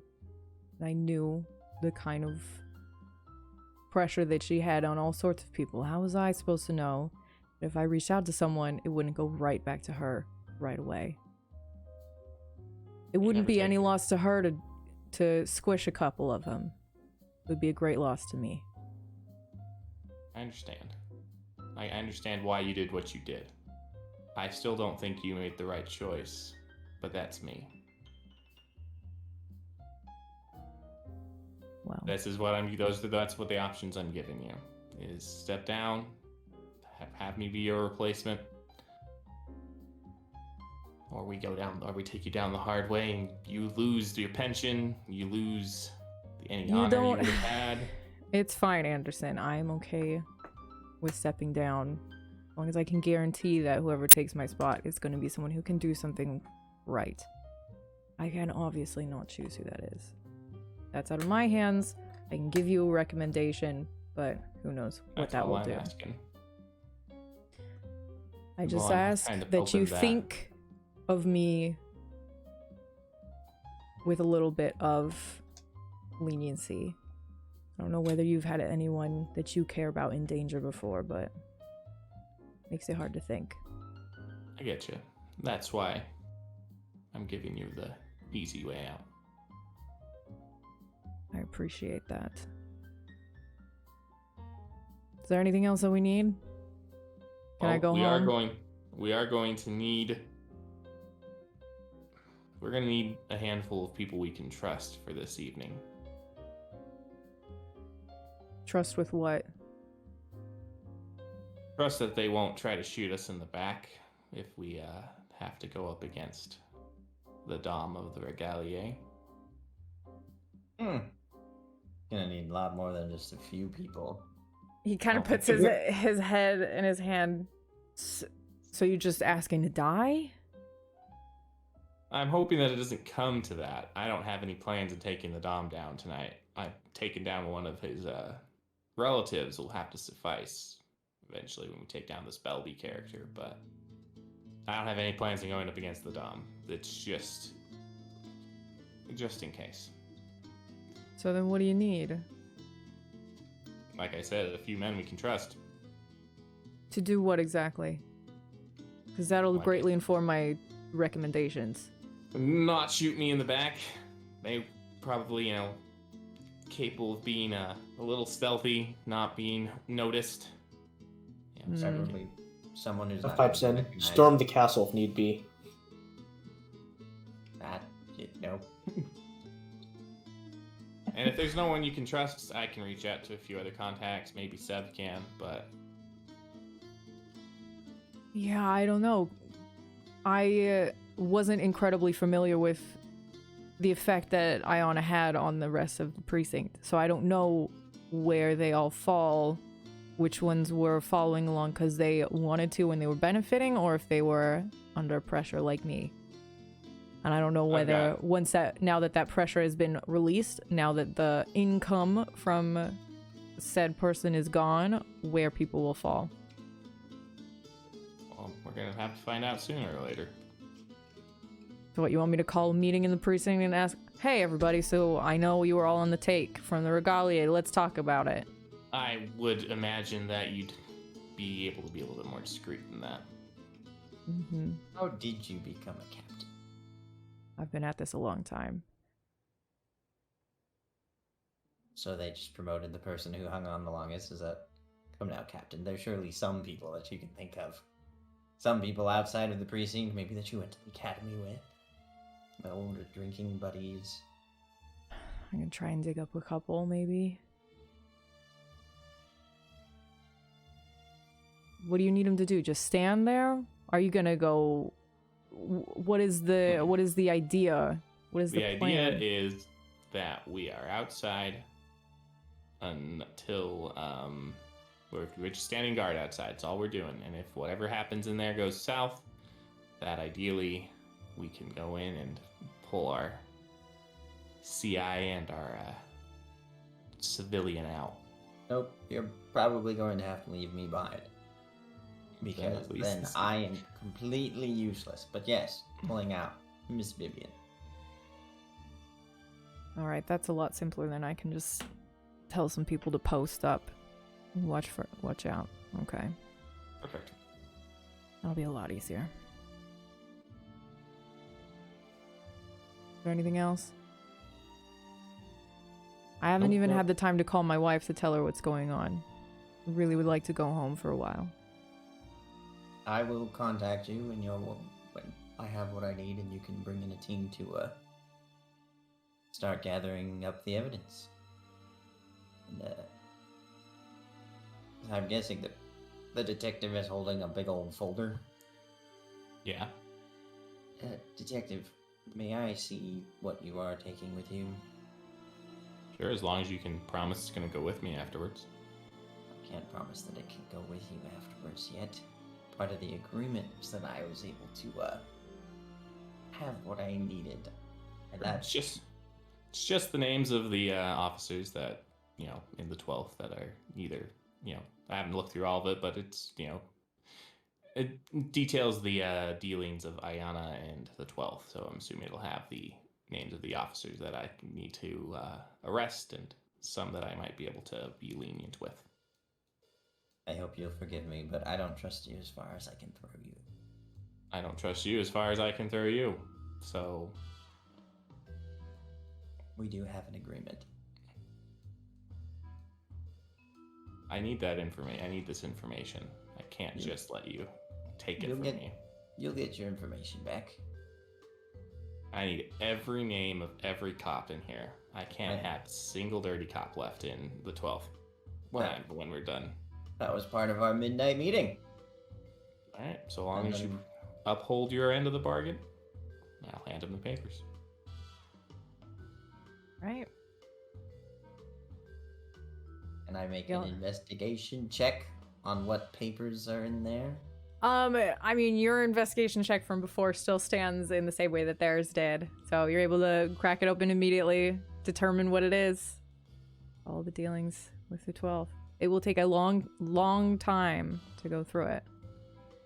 So if you are taking it with you and you spend some time this afternoon before your meeting with the Dom, you can get some more information out of it. And then I would like to double check all of the other information, seeing as how I don't trust my companions, to make certain that it's not the only stuff that is leaving with us. What do you mean exactly? So you mentioned that she was meticulous. Uh-huh. I just want to go through what is left behind and make certain there isn't things that seem to be out of order, things that are missing. So, in my mind, she had legitimate filing cabinets full of stuff because she's been working with the Regalia for a very, very long time. It's not just going to fit into one folder. So Sev and Elhand were going through and pulling out stuff that they thought was important. There is still a lot in the cabinets. So as to what might be missing, it's hard to grasp that because what you are holding is the stuff that is missing from the greater chunk. So it seems you can make an insight check, I think, to just kind of gauge if there's anything that seems to be missing from what they've told you. The DC is going to be very high because they didn't tell you what they took. They haven't mentioned anything about your information in there. 18. Okay, yeah. It all seems to be in order. All the stuff about the cops, all the stuff about Precinct 12, a lot of everything about the more recent goings on in her domain seems to be there. I'll just let you know, Detective. If, when I'm going through here, and there is anything missing, you can consider all bets are going to be off. Because you have violated my trust. And that's not just me, that is the captain, that is Vivian, that is Sev. So far everything looks to be in order, but time will tell.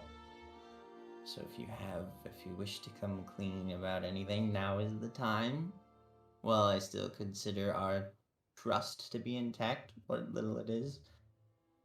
And if you're confident, I'm certain that we should get the captain back to his wife, because, unlike you, who, let's be fair, I will not forget that I just witnessed a so-called noble and pure IA detective blackmail his captain into giving him his captaincy. I asked for a recommendation. That was that. I'm not. I'm hoping that my work will speak for itself. That's not what you said, Detective. You threatened to dig up every single piece of dirt in front of me. You have just dropped a tremendous bargaining chip into my lap. I literally said I would only ask him for his recommendation. That's all I did. You seem to have a selective memory, detective. I mean, I did say I would dig everything out, but that's my job as an IA detective. If he, but then I said when he was on his way out, he just recommended me. I don't think I did anything wrong. You're welcome to think that if you want.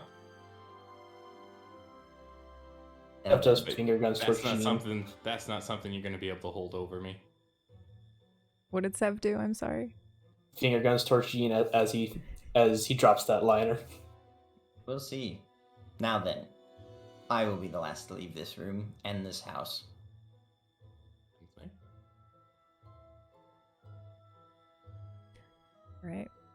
We all head out the door. Edie's sitting on the stairs, very bored. She has actually been subtly like scratching her name to the underside of like the banister of the stairs multiple Edie, times over with every different knife. Why are you doing that? What? Just defacing the property. You're literally leaving your name here. So? We're going to be letting the police come through this house. Why? It's part of the agreement. They're here right now. I mean, a whole entire team. They're gonna look for the guys in this folder. Uh-huh. And when they see your name... I don't know how many Edie's there are, but... I also have one more not any question. like me, but they'll probably know who I am right away. There's a couple of them that know me pretty well. So, I think also you'll be have fine. Another request for you. Huh? I need the word to get out that a police captain is stepping down because he just recently recovered his kidnapped offspring and believes that he presents a threat to the department. Start telling the seedier corners, and if you know anybody who has any connections in the media. I can't say that I do, but I could probably, slip a letter under a door at some office building or other. Very well. If the detective wants to play dirty, we'll play dirty. Okay. She hops up. She scrapes like a line through the last name that she scratched into the wood. Leaves the other ones totally completely untouched. And kind of like skips out the door. Like holds the door open for Vivian as she walks by. As you all Vivian, troop did you out. find something that fit for this evening? Yes, this'll do lovely. Thank you. Of course. Now then, I will be by to pick you up at the plot appropriate time. And I'm certain that the detective and his goons and thugs will be in place as well. All right. Don't worry. I will not permit anything to happen to you, as I am a man of my word, and I am upholding my end of the deal with you. However, I would ask that you make certain that the other two uphold their ends of the deal. I am feeling a little worried. Other than encouragement, I don't know what you think I can do to control them. But I shall certainly continue to encourage them. Well, that's all I ask. You seem to recognize that there are no blacks and whites in this world. There's only grays. I did follow the detective around yesterday. It was quite enlightening. Yes, he's not quite the saint that we once thought he was. Did you hear his conversation? Threatening the captain into getting a recommendation. Did he? I didn't happen to hear that. the only way he was gonna let the captain retire with his pension and his benefits and all of those things for all of those poor little eggs was if he did his letter best to get Elhand that captaincy. What a shame. That's something I'd expect from me.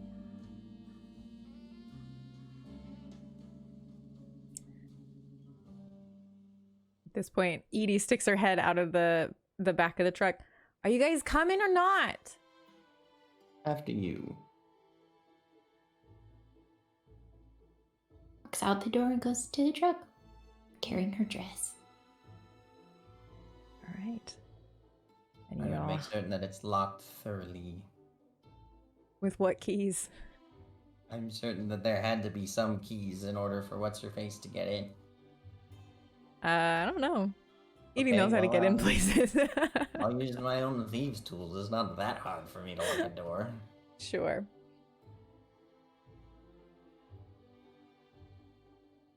So that thieves' tools is plus my proficiency bonus. Mm-hmm. So 21.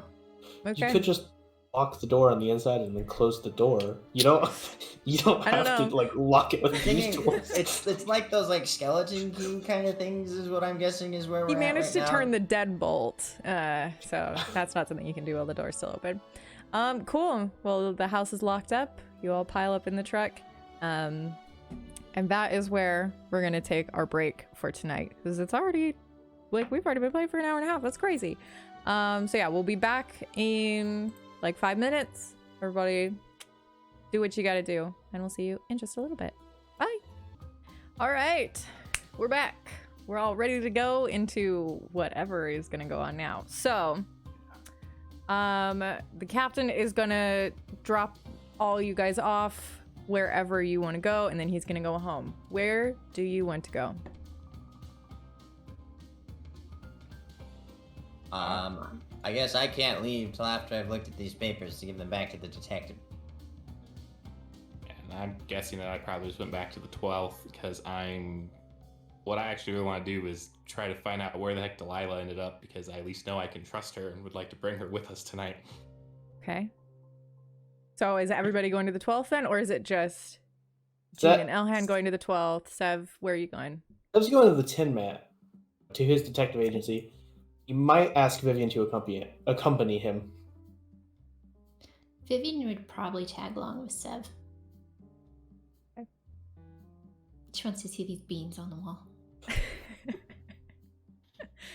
All right. Then we'll do that first. The two of you over at the Tin Man. What are you Sev waves doing at the goodbye Tin to Man? Elhand and just gives a fierce stare to Jean as they drive off. Goodbye, Mr. Robot. He just turns and unlocks the door as he tries to talk to him. All right. He goes, "Welcome back, Vivian." How did the beans end up on the wall, Sev? Got really, like, not angry, but, like, kind of sad. I was trying to, like, open them to see if it made me feel better and try to eat them. But I couldn't, so I got frustrated, and so I threw them against the wall. Do you still have those rags from the other day? I actually tore up, like, some of my coat. And so that part that came off, I started using as a rag, too. Your new coat? You tore up your new coat? Oh, the old coat. My old leather coat. You're gonna clean your wall with the leather. I don't know how... Things don't matter to me if they're clean or not, except for when people are coming over, which seems to be a lot more lately. I see. Do clean things matter to the person you went on the date with? Yes, that's why this matters. Let's get some rags and get those beans off your wall. Okay.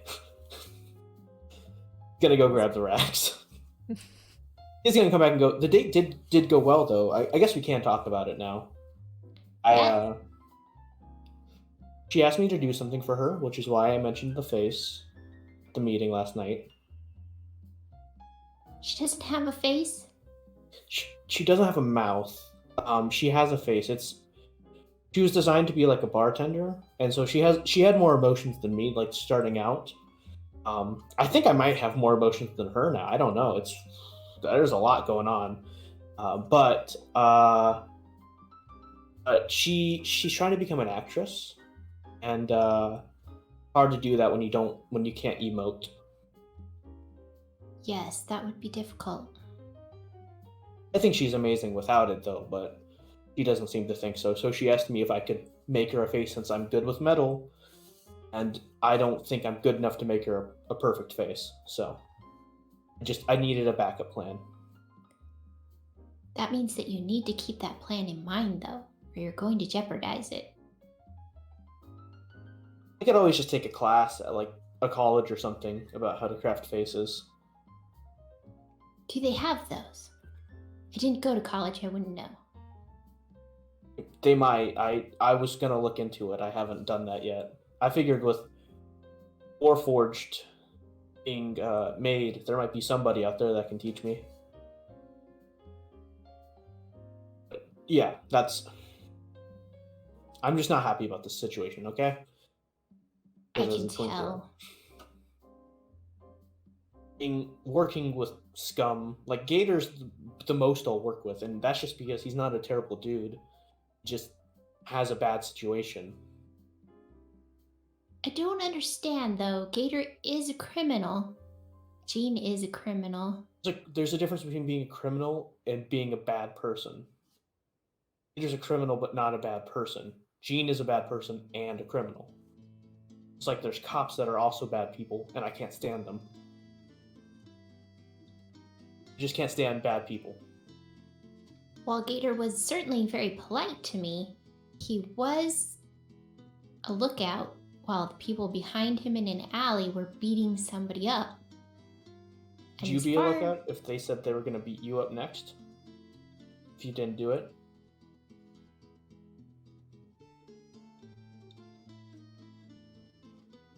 To do with whether Jean is as bad as Gator.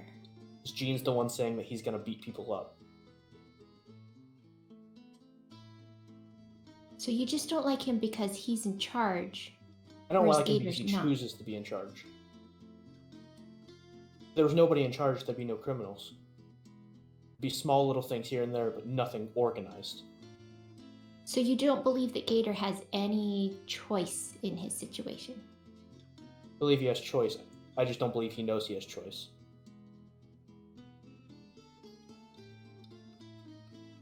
Interesting. Just like I didn't, he says as he cleans up as he starts to clean up the wall. I know what it's like to be that. I don't think Gator's in the same situation, though. No, but as I said, Gator's not evil. If he could stand up, I believe he would. So just like some money, and money does corrupt. Yes, but he could always walk away. Disagree with you there. That's why I only talk to him when I need stuff. The only one I'll talk to. And there's Tano. She's not really a criminal though. She just word on the street and talks to a lot of people.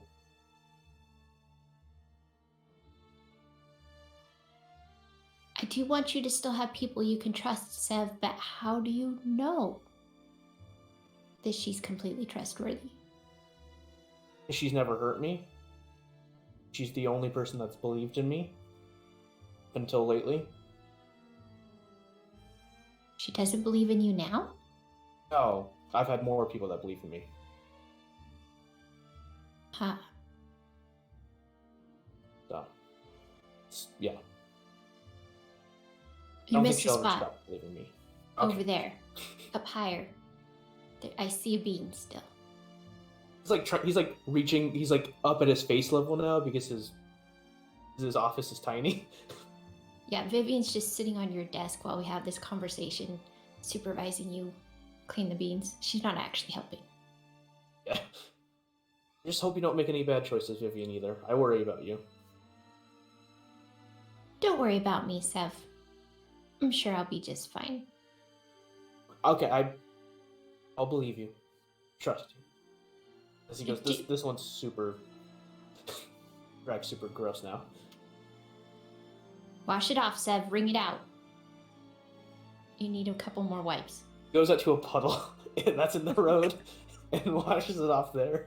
Yes, it is very rainy today. And so it's very wet on the street and the sidewalk. There's a nice little guess we'll- rivulets of water in the gutter that you can wash your rag off with. Gonna come back, and I guess they're just gonna finish cleaning up the wall as they talk about just general stuff. I don't think Vivian has anything to say to him, does he? Or does she? Nope. That's about it.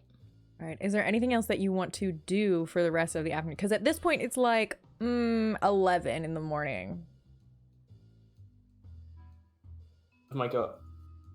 You want to buy some just regular clothes, so I have more options rather than suit or jacket. Do you want to go with me, and we'll just buy some general stuff? Okay, I need a new hat to go with my dress. And he'll lock up the store as they leave. All right. You guys go shopping. We won't RP the shopping trip again. I think last time was enough. It was beautiful, but it was enough. All right. So we'll move back to the precinct, boys. There's some weird energy in here today. Just like the general feeling of the precinct is just a little bit off. You can guess and assume that it's because a lot of the pressure that was put on these officers by Ayana has now been missing for a full day. And while she was, not constantly on everybody, it is a little bit different. Adlin's not here once again. Oh, darn. He was so useful. Yeah. I mean, he wasn't even useful to me. Well, he is asleep and can't wake up, so... He's dead? Yeah. By the way, Detective, your partner is dreaming an eternal dream. But I had nothing to do with it. What happened? I don't know. But I would recommend that you investigate. I'm hoping that you'll help me figure out what happened. My guess is that Belby got to him before we did. We gotta get back fast before Belby starts taking more cops out. You see, Detective, I am you in a slightly darker shade. Your maneuvering the captain back there was definitely something that I would have done. As much as you don't want to admit it. I think I did what was right in the end. That's what I care about. Right for everyone or right for you? This city needs a precinct that's not under the thumb of one criminal or another. See, we're currently an uneasy partnership, not under your thumb. I just want you to be aware of that you can't leverage me. Isn't your rat squad supposed to be that precinct? Supposed to be, and that's what but we need we need the beat cops, the beat detectives, we need a precinct that the people can see, though, that way the people of Shade City can see that we can get better. We can heal the wounds that have been happening under the kind of people that your Ayana was. So I'm hoping that I can turn the 12th into that place. You see, Detective, my goal is that anyone who does not actively get involved will not be involved. So I can't say that all innocents stay out of it, because if someone chooses to come to us for protection and falls behind on their payments, as opposed to going to you, if that was their choice. If someone decides to use the substances or the entertainments that we provide, that's their choice. They're no longer innocent. However, things like crossing the line like taking children. If I were in charge of your disease, the spread would be limited. And to be honest with you, probably much more profitable. There's so much waste and decay and As long as I'm not seeing a cut of that profit, I don't want any of that. I'm not a crooked cop. Would you rather me do it Ayana's way or my way? Well, I'd rather you do it your way. That's why I'm backing you and not this Belby character. Don't get me wrong. I'm not a dreamer. I'm not an optimist. I'm a pragmatist. I understand that crime will never fully disappear. I just want to make sure that we at least have a handle on it. Very well. I'm fulfilling your wish to the best that I can. I'm fulfilling Vivian's wish the best as I can. Remind me, what was the robot's wish? Because as much as I don't like him and he does not like me, And he just I wanted did you to make a promise. wanted you to make that face mask. A face mask for Warforged?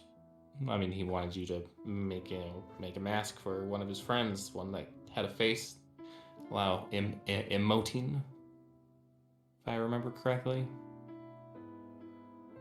Hopefully. I have enough favor with the Dawn this evening to see if he doesn't know anyone of a powerful artificer who could do such a thing. Though all the ways that a organic face moves compared to a metal one would take some serious magic and some delicate craftsmanship. That's why I think what Sev wants is probably the most difficult thing that you've been asked to do. You wouldn't happen to know who he's trying to get this for, would you? More than likely, we're going to need to have the actual person in front of us, and I can almost guarantee you that Sev wouldn't tell me. I don't know how I can help him if he won't let me help. I don't know her name. I know that it was someone he went on a date with. That's all I know. You know where he went on a date? If you haven't noticed, being, romance isn't exactly my thing. I can be flirty if I need to, but I'm not exactly, not married.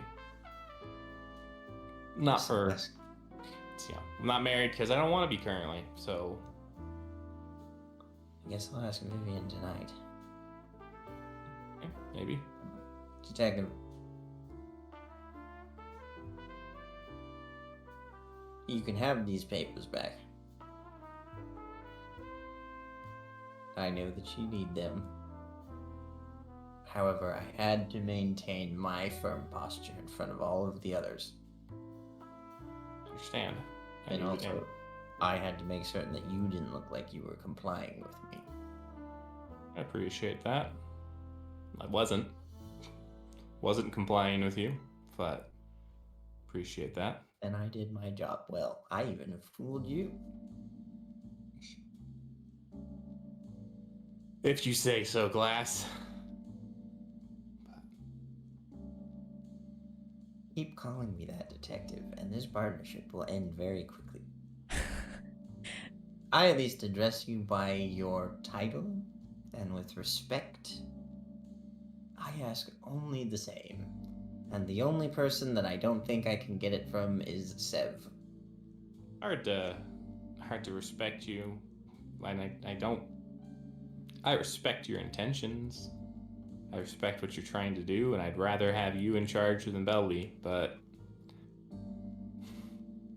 we'll see how it goes. Maybe one day you'll earn my respect. You don't have it currently. Detective, when you don't respect your adversaries, that's when we're able to get one over on you. I didn't think you were my adversary. You're certainly treating me like it. No. See how it goes. But for now, I need to be finding a friend, one that I hope can help us this evening. The friend that was left behind in your apartment? How do you know about that? Detective, you know full well that we tried to break into your apartment. A logical assumption, someone that you trust enough that you're going to care to look after them, or to look for them, I guess I should say. Yes, that's who I'm looking for. You know, she's another one that you should probably lock up. After I killed Ayana, I was willing to turn myself in and I dropped my weapons. I guess I should say my gun. I kept my rapier because I didn't trust her. And she continued to attempt to kill me. If I recall, that's against your use of force policy and illegal. And I have the medical scars to prove it. So, Detective, I do have a bit more leverage on you than you seem to think. I'll take your complaint into consideration and investigate it thoroughly.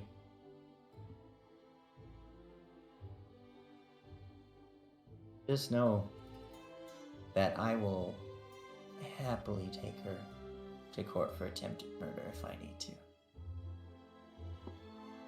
And if everything lines up to the point where that's what, where Delilah has to be going to jail, that's all right. She knew the risks. Delilah, you say? Terrifying a smart woman? Yep. Thank you for yet another card, Detective. I'm just gonna go call and try to find out where the heck Delilah is at this point. All right. Who are you gonna call? Where are you gonna call? The Ghostbusters!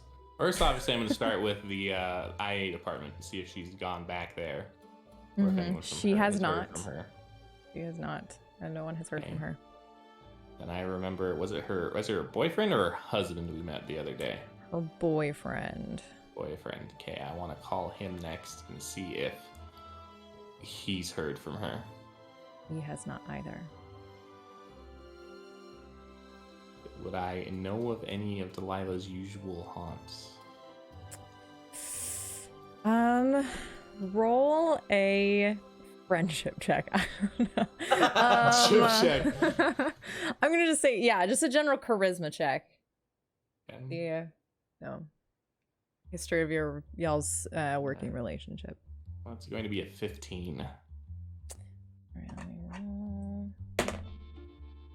roll. So you know she's a very dedicated person. She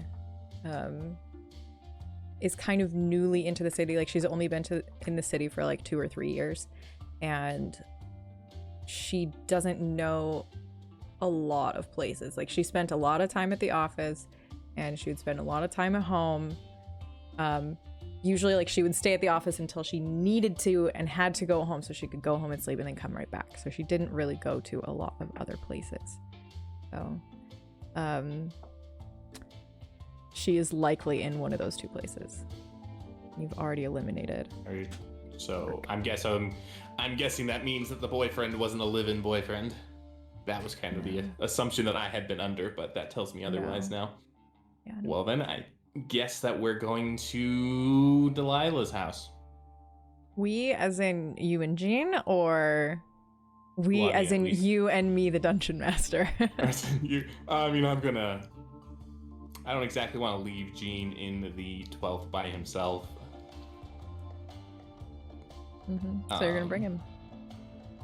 I mean, unless he tells me he's gonna go somewhere else, in which case I can drop him off where he needs to go and then go get Delilah on my own. This keeps me from going through the trouble of rolling stealth checks to follow you to her house.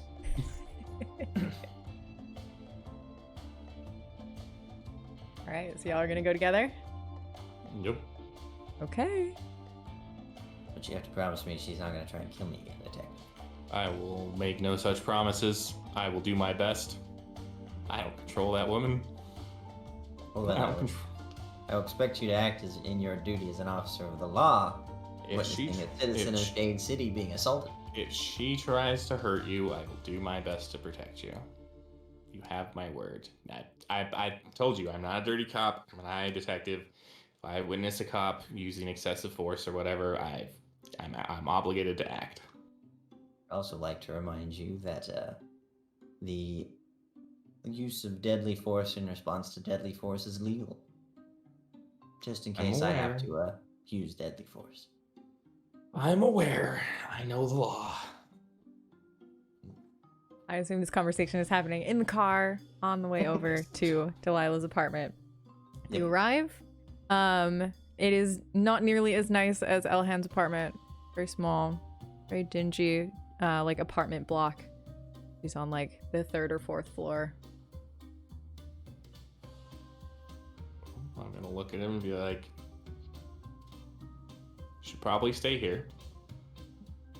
What, so you both can come down and try to kill me? I don't think so. So I can talk her out of it. Get her calmed down a bit. I'm very good at hiding in plain sight, detective.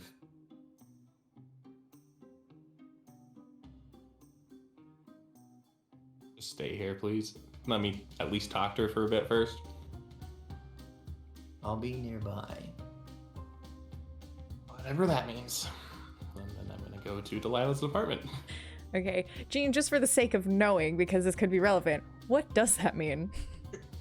Are you gonna wait in the car? What are you gonna do? Nope, I'm going up. Okay. And since you said it's pretty dingy, what I want to do, I want to like look around. Are there any like alleyways and things where Yes, for sure. kind of bums and stuff are hanging out? Uh-huh. Yeah. I'm gonna go. What I want to do is I want to go and I'll just like start throwing out like little like silver pieces to these bums and start buying pieces to make kind of like a disguise. You're gonna buy the clothes off of homeless people's backs? Yep. And what I want to do is like I want to go through and buy pieces that would make me look kind of like some kind of worker that would make sense to be in this building. Well, homeless people not necessarily looking like utilities workers. Well, so like also I'm buying not a really pair of- willing to sell off the only clothes that they have. So if you want to do that, you'll have to roll a persuasion check. I question how much you know about. Homeless people who only have, like money. one coat, are they gonna sell the one coat Or to some That's random funny, creepy that- stranger? yes. Use that money to buy So- a new coat. Yeah, no, I'm like trying to buy like this guy's got boots, this guy's got jeans, that guy, that Mhm. kind of thing. Yeah, just roll a persuasion check. I'm not saying the DC is like super high. I'm just saying it's not gonna be automatic. You're Mr. Mastermind. You've got a high persuasion. I believe in you. Well, good because it's 26. Yeah, you're able to do that. It does cost you some money. We haven't been tracking money this whole time. You've got money in your pockets. And much like the Macklemore song, now you're looking real fly with all these clothes that you've got. So are you going to go into the building in this new getup? Yeah, and I'd like to roll some kind of check, like stealth or whatever you think is appropriate. And I actually Yeah. want to try and fool Detective Anderson as well. Then that's going to be an opposed either deception or performance against his insight. Let's see, which one am I better at? Most Oh, definitely I'm deception. great at insight, so good luck. Oh man, I only rolled a 12. And that would be a 16 All right. from the B. Some weird homeless guys walked into the building. Scruffy looking maintenance worker or some kind. And then assume he's just trying to get in out of the cold or the heat, dependent on what the plot appropriate weather is. Rain. He's trying to get in and out of the Wet. rain. It's a little chilly out there, Governor. Governor, this is not the UK. What that it is now. Hello, Governor. I would like some crumpets. I'm just from across the yard, would you see, whatever. All right, Elhand. Going to go knock on Delilah's door. All right. So you knock on the door. And what's your passive perception? I know it's pretty high. My passive perception is not as high as I'd like. It's only a 13. Okay. So it's still behind the door for a while. but you notice the peephole gets dark for just a second. You hear the chain at the top rattle, and the door opens, and you see it just opens just the smallest amount, and you see just a small little sliver of Delilah's face. From what you can see, just right there, her eyes are red, her face is all puffy like she's been crying, her hair is a mess. Hey, you alright? Why are you here? He went missing yesterday and I was worried. The door opens a little bit more. It kind of looks behind you into the hallway to see if there's anyone with you. You by yourself? That's me. Yeah, by myself. At least I hope so. I didn't bring anyone with me. At least not up here. Not up here? I have a CI in the car. Or at least I hope he's still in the car. But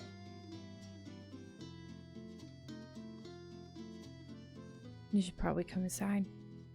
And she opens the door for you. I'm gonna go inside. I would like to roll a stealth check to be able to get within, like, sneaking, listening range. So after the door closes, push your ear up against the door and try and listen. I kind of want to try and, like, pop the door open a little bit. That is going to be incredibly difficult. When they're both distracted? Talking to each other? Distracted, yes, He's but clearly they're in no mental state. I mean, no. Delilah's definitely going to close the door and lock describe it. to me, yeah, like how you're gonna pop the door open from the outside. Yeah, so they like enter the room and they're gonna shut the door. She's gonna put the chain across on the top again. That is her Yeah. intention. Just like I did last time, where I just slowly open it just a little touch. Okay, so you want to unlock Yeah, not like the door sneak very in the stealthily. door. Yeah, no, I just wanted to know what your plan was. Okay, so she doesn't live in a place with super good locks. So I'm honestly not going to make you roll to pick the lock because, you know, why? I'm going to have you roll a stealth check, a sleight of hand check that both Elhand and Delilah can make a perception check to see if they perceive. Let me pull up. My hand check. This is about being like very quiet with your hands, unlocking a door very carefully and quietly. But I'm not rolling to unlock the door. No, Okay. because I gotcha. believe you would immediately. I mean, you can roll to unlock the door if you want. I just don't think you need to because the door is like an 8 or a 10 DC. It's very low. Okay, gotcha. That's why I was confused. That's why I was like, wait. I only got a 13. I got 19. No, Delilah got a 7. She's upset. So yeah, you're able to just like creak the door open just a little bit without being noticed. I'm gonna just kind of like slump by the wall next to it and just like sit and listen. Okay. All right. So Delilah kind of walks with you. The studio apartment, there's a little kitchenette in the corner. There's like a table, a chair, and then like a twin bed pushed all the way up against the corner. There's a mess of like books and papers on the desk. And it has the feel of the room is like heavy. You can tell she's probably been in here all day, all night.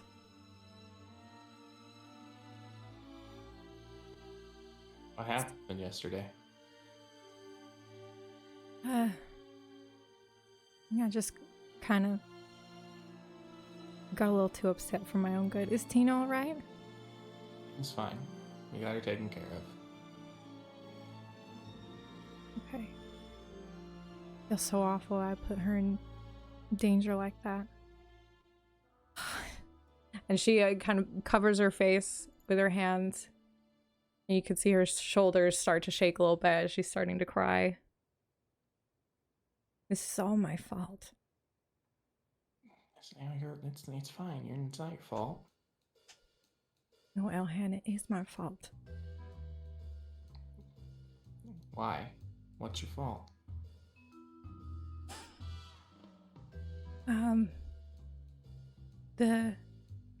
The case that you've been looking into with Mr. Sev, and that caused Tina and Vivian to lose their spot at the lounge. That's my fault.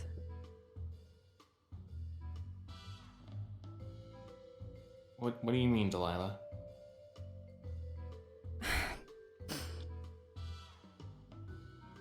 You know, I really hate when people lie and do terrible things. And I hate it even more when there's people who's supposed to be doing what's right and protecting people, and then they turn and do even worse. Yeah. That's why you're part of IA. I mean, part of IA is one thing. They don't let me do anything. So it's been a couple months since, but I decided I really needed to do something to try and take down those officers and those people that are involved in what these criminals are doing, and they don't ever get in trouble for it. So I knew that there were some of the drugs and some of the things on the street that get used in those parties, in those establishments, in those circles. And I figured if I could do something to it, that it would, it would be a giveaway. What did you do, Delilah? So I did some research and I found out about, it's an amulet. It was a long time ago. There was a creature, a very high powered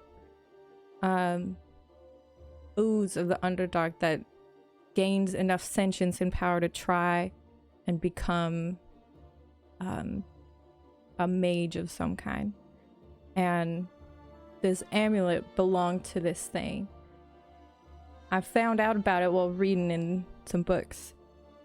And I managed to get it. I had to lie to some people for it. And I was able to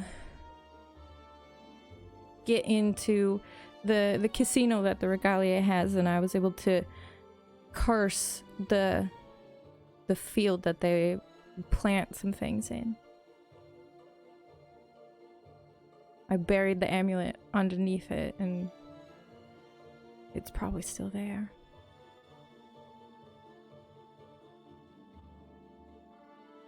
I just wanted to do something that would actually cause these people to have some consequences.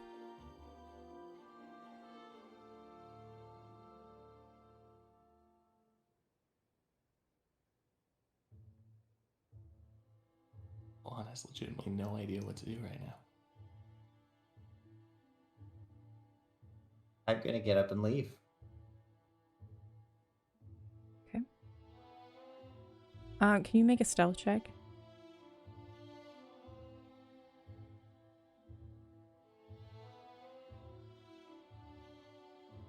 That's going to be a 17. Okay.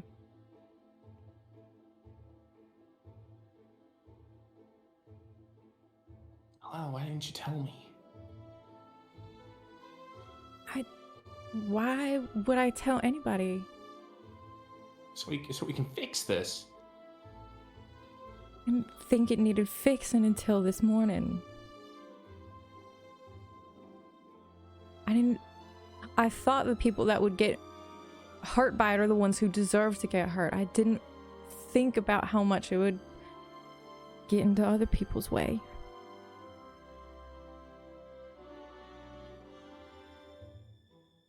I don't know what to do.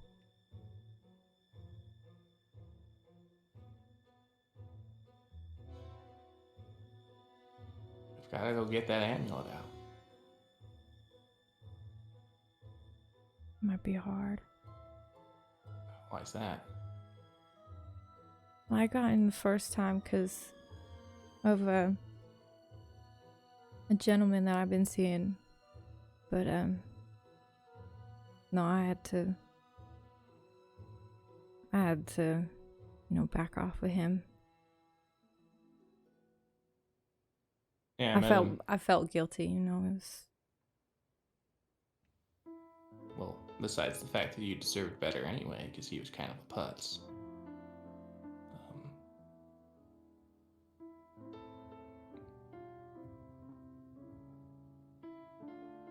We'll fix this. I don't know how.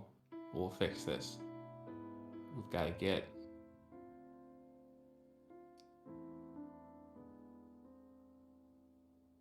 We'll fix this. I promise. All right. If I can help, I will. Well, you need to promise me that you won't go trying to shoot my criminal informant. But we actually need someone to come back me up. We're doing some surveillance of a meeting that my CI has. And there's a civilian involved, so we want to make sure that in case things go south, we can get her out. If you want, you can come back us up. Okay. You're putting me in a really hard spot here, Delilah. I know, I'm sorry.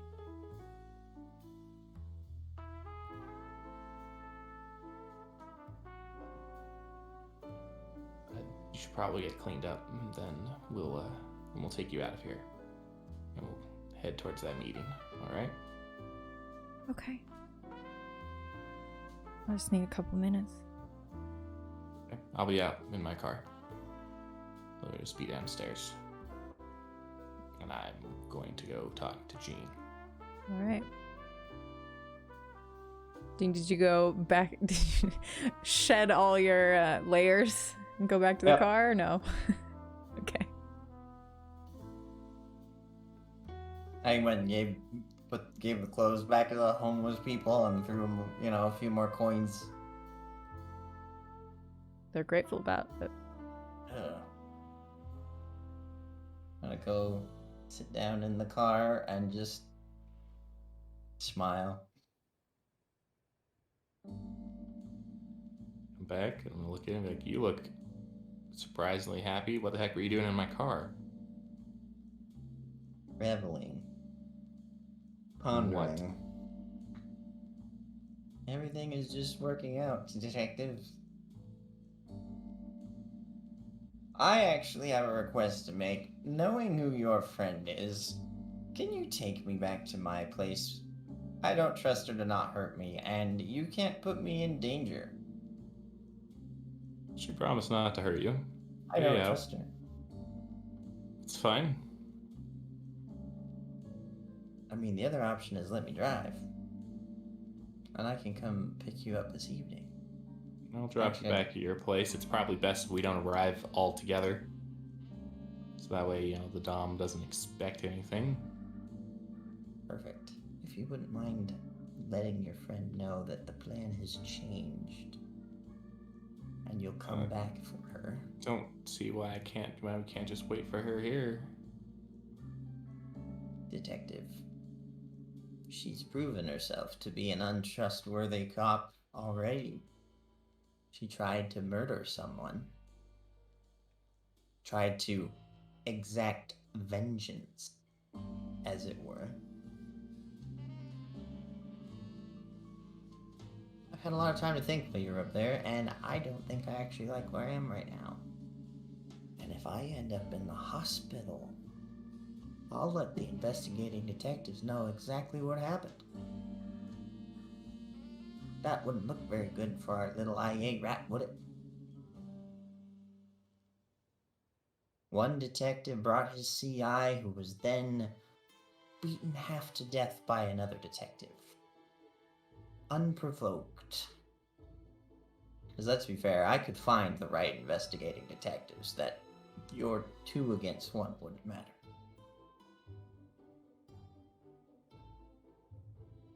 You're a dick. I hope you know that.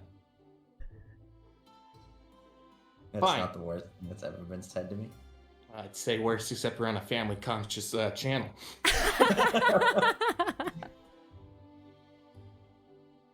Fine. I will let her know. But, leave her alone, alright? That's all I'm asking. Just leave her alone. Leave your keys with me. Why, so you can drive off without my car? Detective, I'm not going to prison over Grand Theft Auto. Just leave the keys.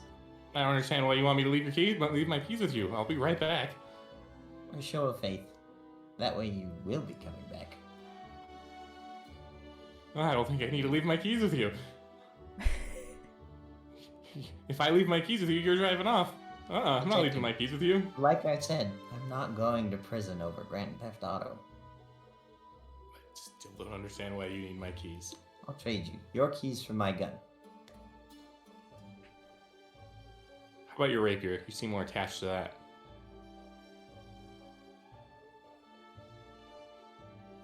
I pull my rapier off and trade. Alright, cool. I'll do that trade, and I'll go inform Delilah that I'll be back shortly. Okay. Actually, yeah, the rapier would be better, because good luck trying to hide that one.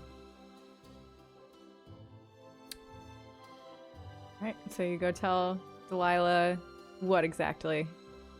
That I'll be back in to pick her up in like 5-10 minutes, depending on how long, a plot appropriate amount of time, depending on how long it takes to get,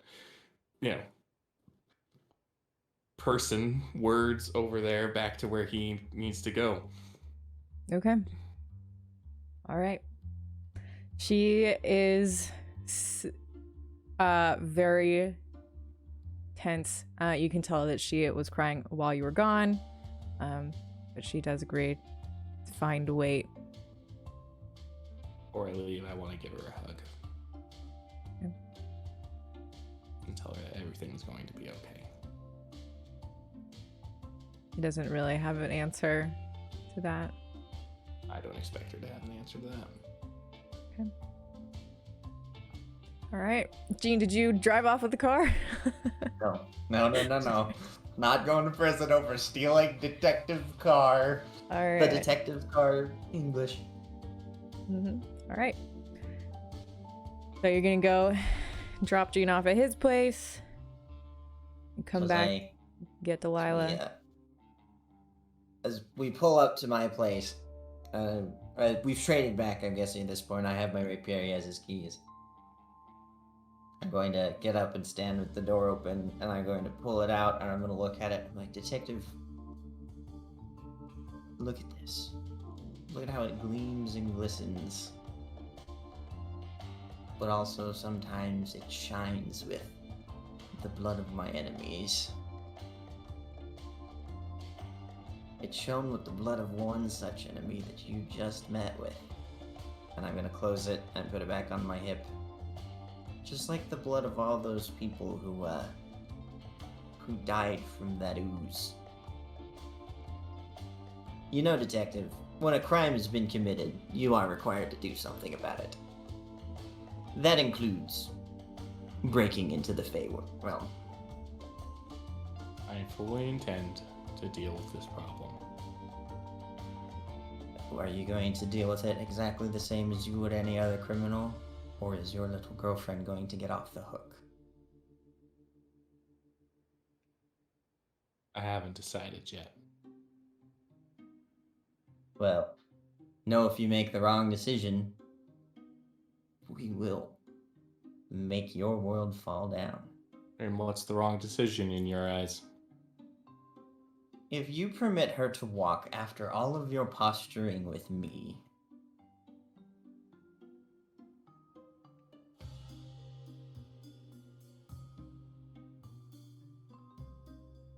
And what would be a sufficient middle ground? there is no middle ground, Detective. I have you by the... What did you call me earlier? You heard me. Have a good night, Detective. I will see you again soon. Hopefully not at the casino this evening. Because then that would mean that Vivian is in harm's way.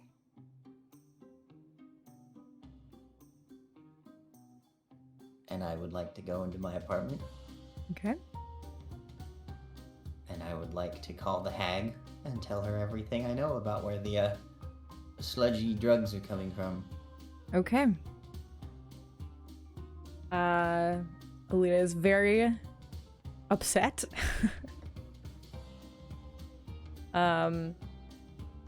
She could try to get someone in there to like mess with it. Oh, why would we need to go mess with it? I'm meeting with the Dom this evening. A man who has all the resources he would need to take care of this problem in his supply chain. And then we can keep the evidence out of the hands of our little white knight. You're gonna tell the Dom about it? Oh, I'm certain he already knows. One of the establishments goes up in flames and is swarmed by police officers. I can almost guarantee it might be the only thing that saves my life tonight. You're gonna tell him that some random girl was able to just waltz into his establishment where he spends a great amount of his time and severely disrupt his business, and that he failed to notice anything or do anything about it for a very long time. You see, these things happen. And since I'm not the one in charge of these plants, I'm not the one who has to be worried about that. That would be whoever gave her access and whoever was supposed to be watching at the time she made it in. I'm certain the Dom will handsomely reward the both of us for solving this problem for him. Because this plant only grows in the Fey realm, correct? There's no way it's only affecting our distribution. I mean, if she only cursed the one field, then yeah, it's just ours. Well, it's a risk that we'll have to take, because this might be the only thing that we have over this little problem that's growing in the 12th.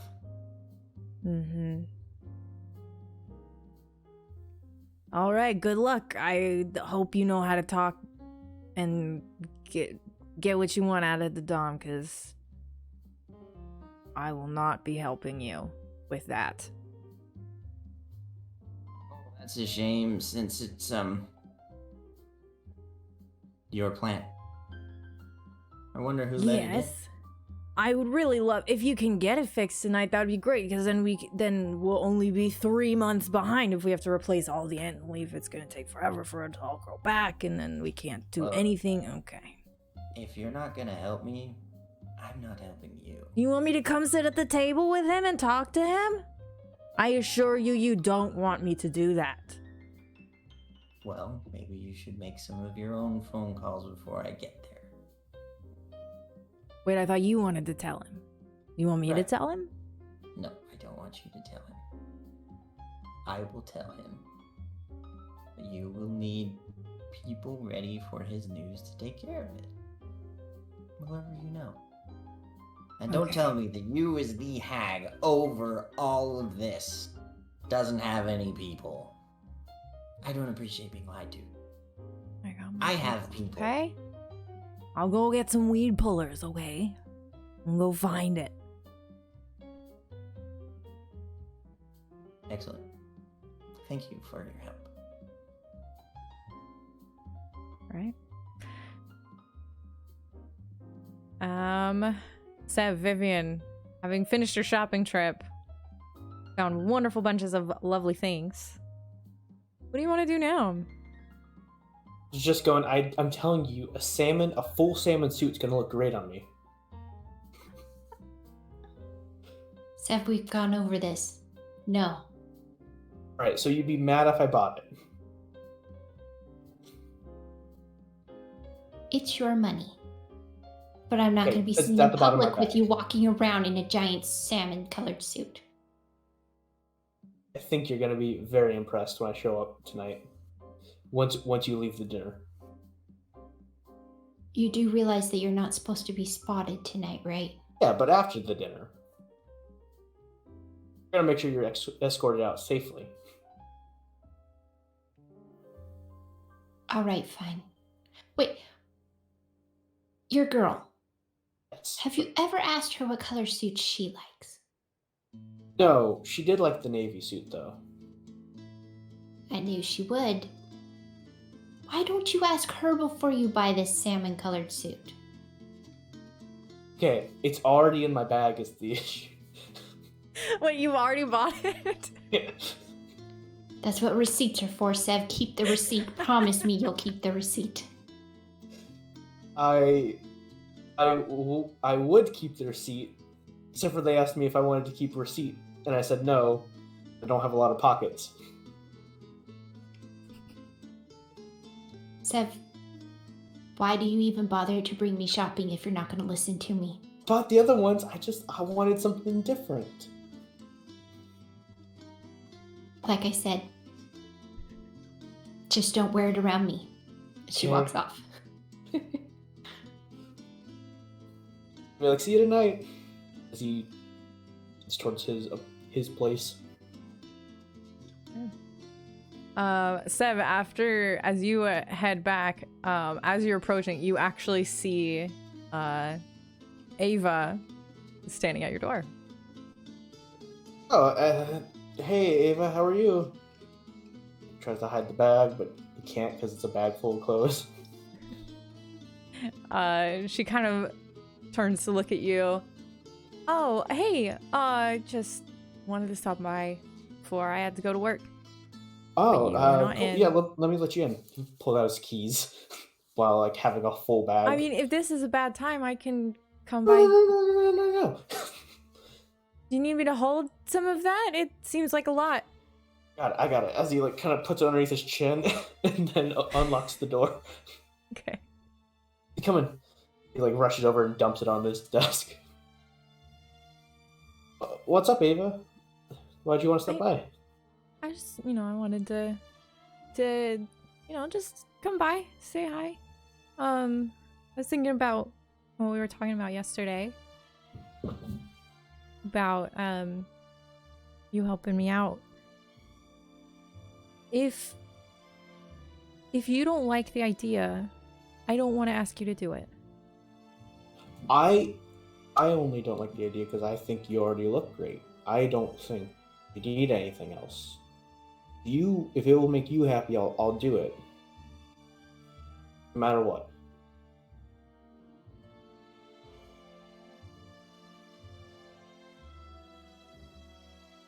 I don't want to make you feel pressured into something that you don't want to do. No pressure. Oh, trust me. You sure? It's for you, I'll do it. Sev, you're a really selfless person. But sometimes you really do need to think of yourself. I have only recently started to think of myself as something that could. I didn't for a long time think about myself. I wasn't programmed to. Like you. I'm supposed to be there for other people, just supposed to get the job done. I only due to recent events have started to care about what I think. But you matter enough to me to where I'll do something even out of my own self-interest. I don't know if that's really that comforting to me. I see you a lot, and I feel like I'm going to keep seeing you a lot. I don't want you to feel bad anytime you see me. I don't want you to feel like I've done something wrong to you. You're not, your face isn't you. It doesn't matter. I'll just have to, with my memory, have to just adjust to a new face of you, but you're the you. It doesn't matter the shell.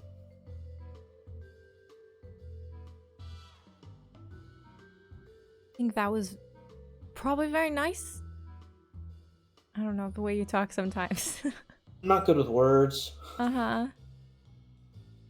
I mean, it's like putting on a suit. The suit doesn't matter. Who's wearing it is actually what actually matters. What's on the outside. This helps a little bit, you know? Mm-hmm. Is that why you bought all these suits? Because you're aware of what the person that's inside? Now you're just having I've fun been told with the I outside? need to get better fashion sense. So me and a friend went out. She also helped me buy the suit that I was wearing the other day, so she's very good at that stuff. Yeah, I would say so. She starts kind of like looking into the bags and she notices the salmon one. And no reaction, of course, no expression. Just kind of like looks back at you with no response, no reaction. At that moment, there is a knock at your door. Turns and looks. Kinda haphazardly. What was that, sorry? He kind of looks haphazardly, just like immediate. Hello. The door kind of creaks open and you see the face of Edie at the door. Hey, Mr. Robot Man, are you busy? It is a bad time. As his tone gets more serious. Okay. I was just trying to look into that stuff that you were asking Mr. Jean about.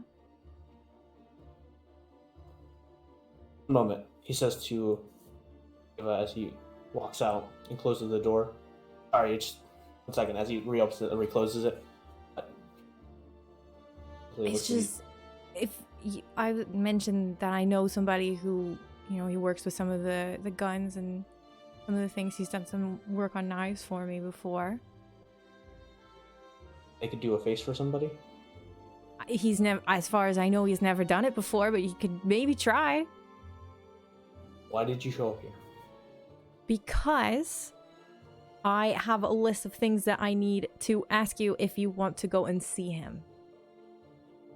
Got it. Can we do this another time? I'm talking with a client. Please make a deception check.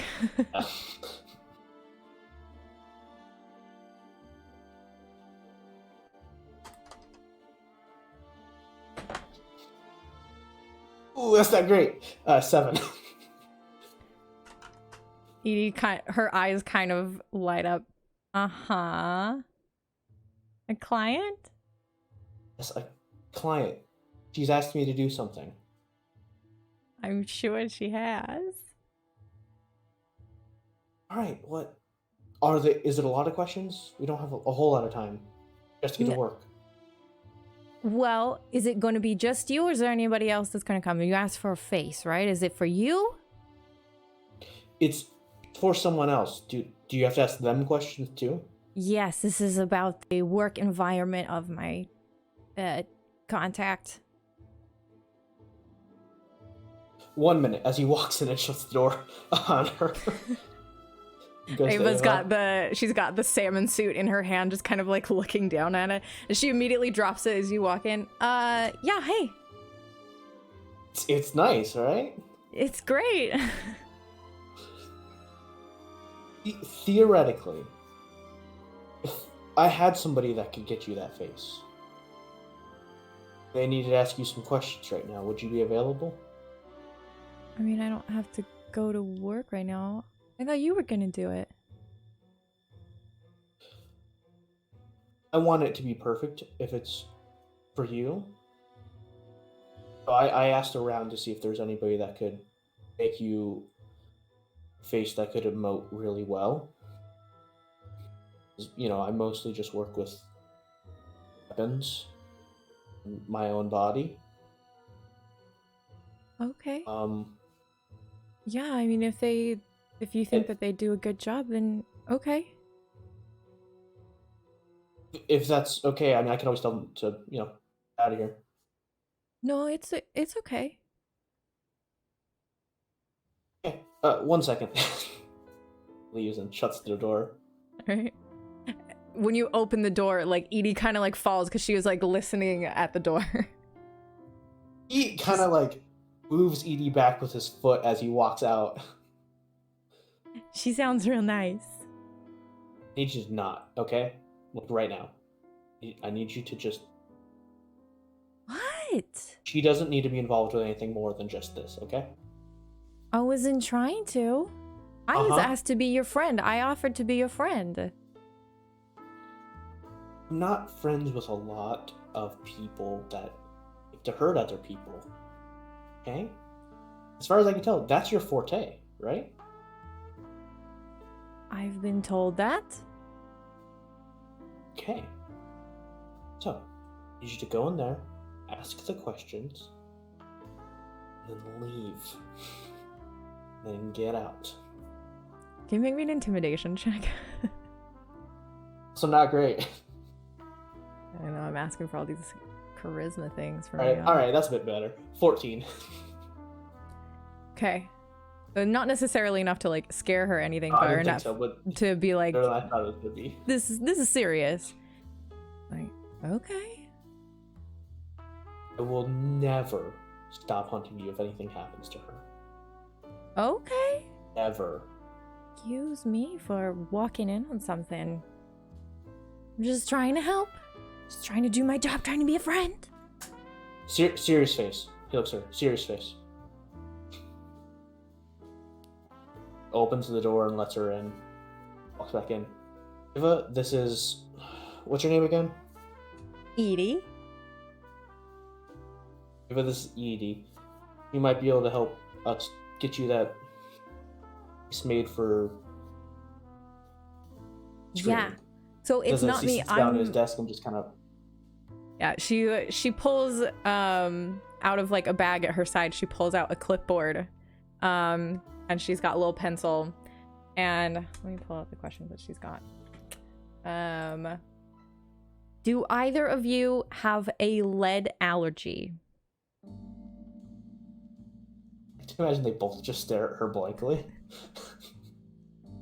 I need a yes or a no. Oh. And Ava's like, no. Okay. Do you have an aversion to asbestos, rust, or benzene? Rust, yes. Don't know what benzene is. Asbestos doesn't really affect us. Okay, it's probably all fine then. On a scale of 1 to 5, how bothered are you by fumes? He just looked straight up at Ava like, I'm so sorry. She, once again, she has no facial expression, but her posture is extremely stiff. And she is kind of shifting towards you to try and, you know, be a little bit further away from Edie and to get like a little bit of like comfort. He's gonna reach a hand out towards her. Grab her hand. Okay. He takes your hand. Nope, no fumes. Again. Can't ingest anything. All right. Have either of you ever had an adverse reaction to arcane waste products? You can see sometimes she's like bringing the paper closer to make sure she's reading it correctly. I haven't. Ava? No, I don't think so. Okay, and how much space do you need? Like, how small can you get? What is your minimum clearance? Is this the last question? Yes. No. I was asked to ask these questions. Cannot grow, shrink. Well, can you squat down at least? He's gonna make a face and just look at Ava and be like, just answer the question. I could also just measure you if that works easier. And she pulls out like a tape measure from her bag. It's a bit of a tight squeeze to get in. Ava, you don't have to do anything. Ava, very uncomfortable. I mean, I've never tried to get really small before. I don't know. And Edie just kind of like, I think you'll be okay. You, much smaller. You look like you can bend up real good. You, Mr. Sev, I don't know. You might be too big. What do these questions have to do with getting a face? What? Well, you would need to come into Mr. Chet's workspace, which is a little bit particular. A lot of people don't like to go there. And so he, these are questions that he has put for people so that they'll, know whether or not they can handle the environment. Got it. He should be able to understand that 2 robots minus the size thing, Warforged, handle fumes. I feel like that should be an easy question. Yeah, I mean, okay. I can tell him that. He should. All right. Well, thank you for the information. I will be back in contact whenever Jet decides that he's not busy. Bye. He escorts her to the door. Okay. She turns and gives a little wave to Ava. Have a great time. I was gonna lock the door and just gonna lean against it. He's gonna sit on the ground and put his hand in his heads. Put his head in his hands. Mm-hmm. Ava reaches over and puts her hand on your back. Who was that? Nobody I wanted you to meet was. I'm in a very bad position right now, and couldn't think of anything I personally wanted when they asked me if I could have anything. I just thought about you. So I said, make a face, and apparently that meant showing up unannounced and I can question you. There's some powerful people involved, and I thought maybe they would know somebody that is really good at this stuff.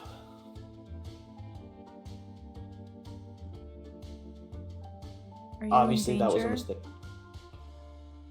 Steph kind of laughs and goes, I'm usually in danger. This is just a lot more than usual.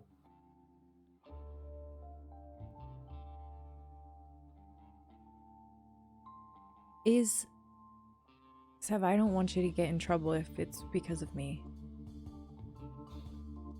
No, it's really my fault. I shouldn't have brought you up at all. Just couldn't think of anything else. It was going to happen one way or another with the whole case I have right now, where it was leading. That I was going to be involved? Oh, that I was going to deal with some people I don't want to deal with. Oh, okay. They asked me what I wanted, and I wanted you, and...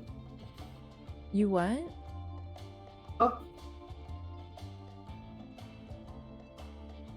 You said Nothing.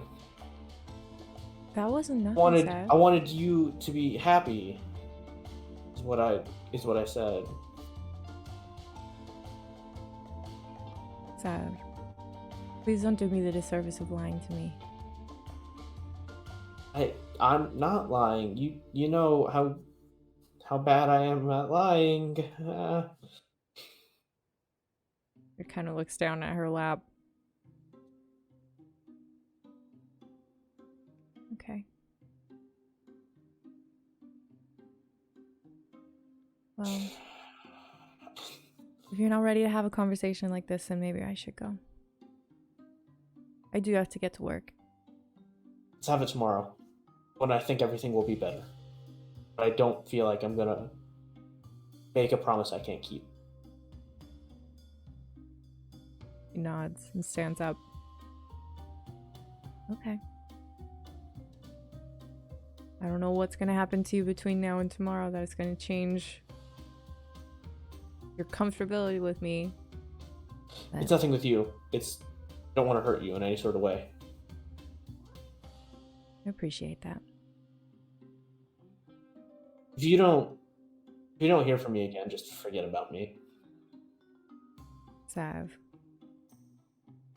Don't joke about that. Ha!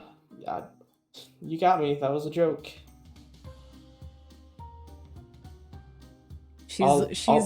Her posture is very, very uncomfortable and uneasy now. Sav's not looking too comfortable himself.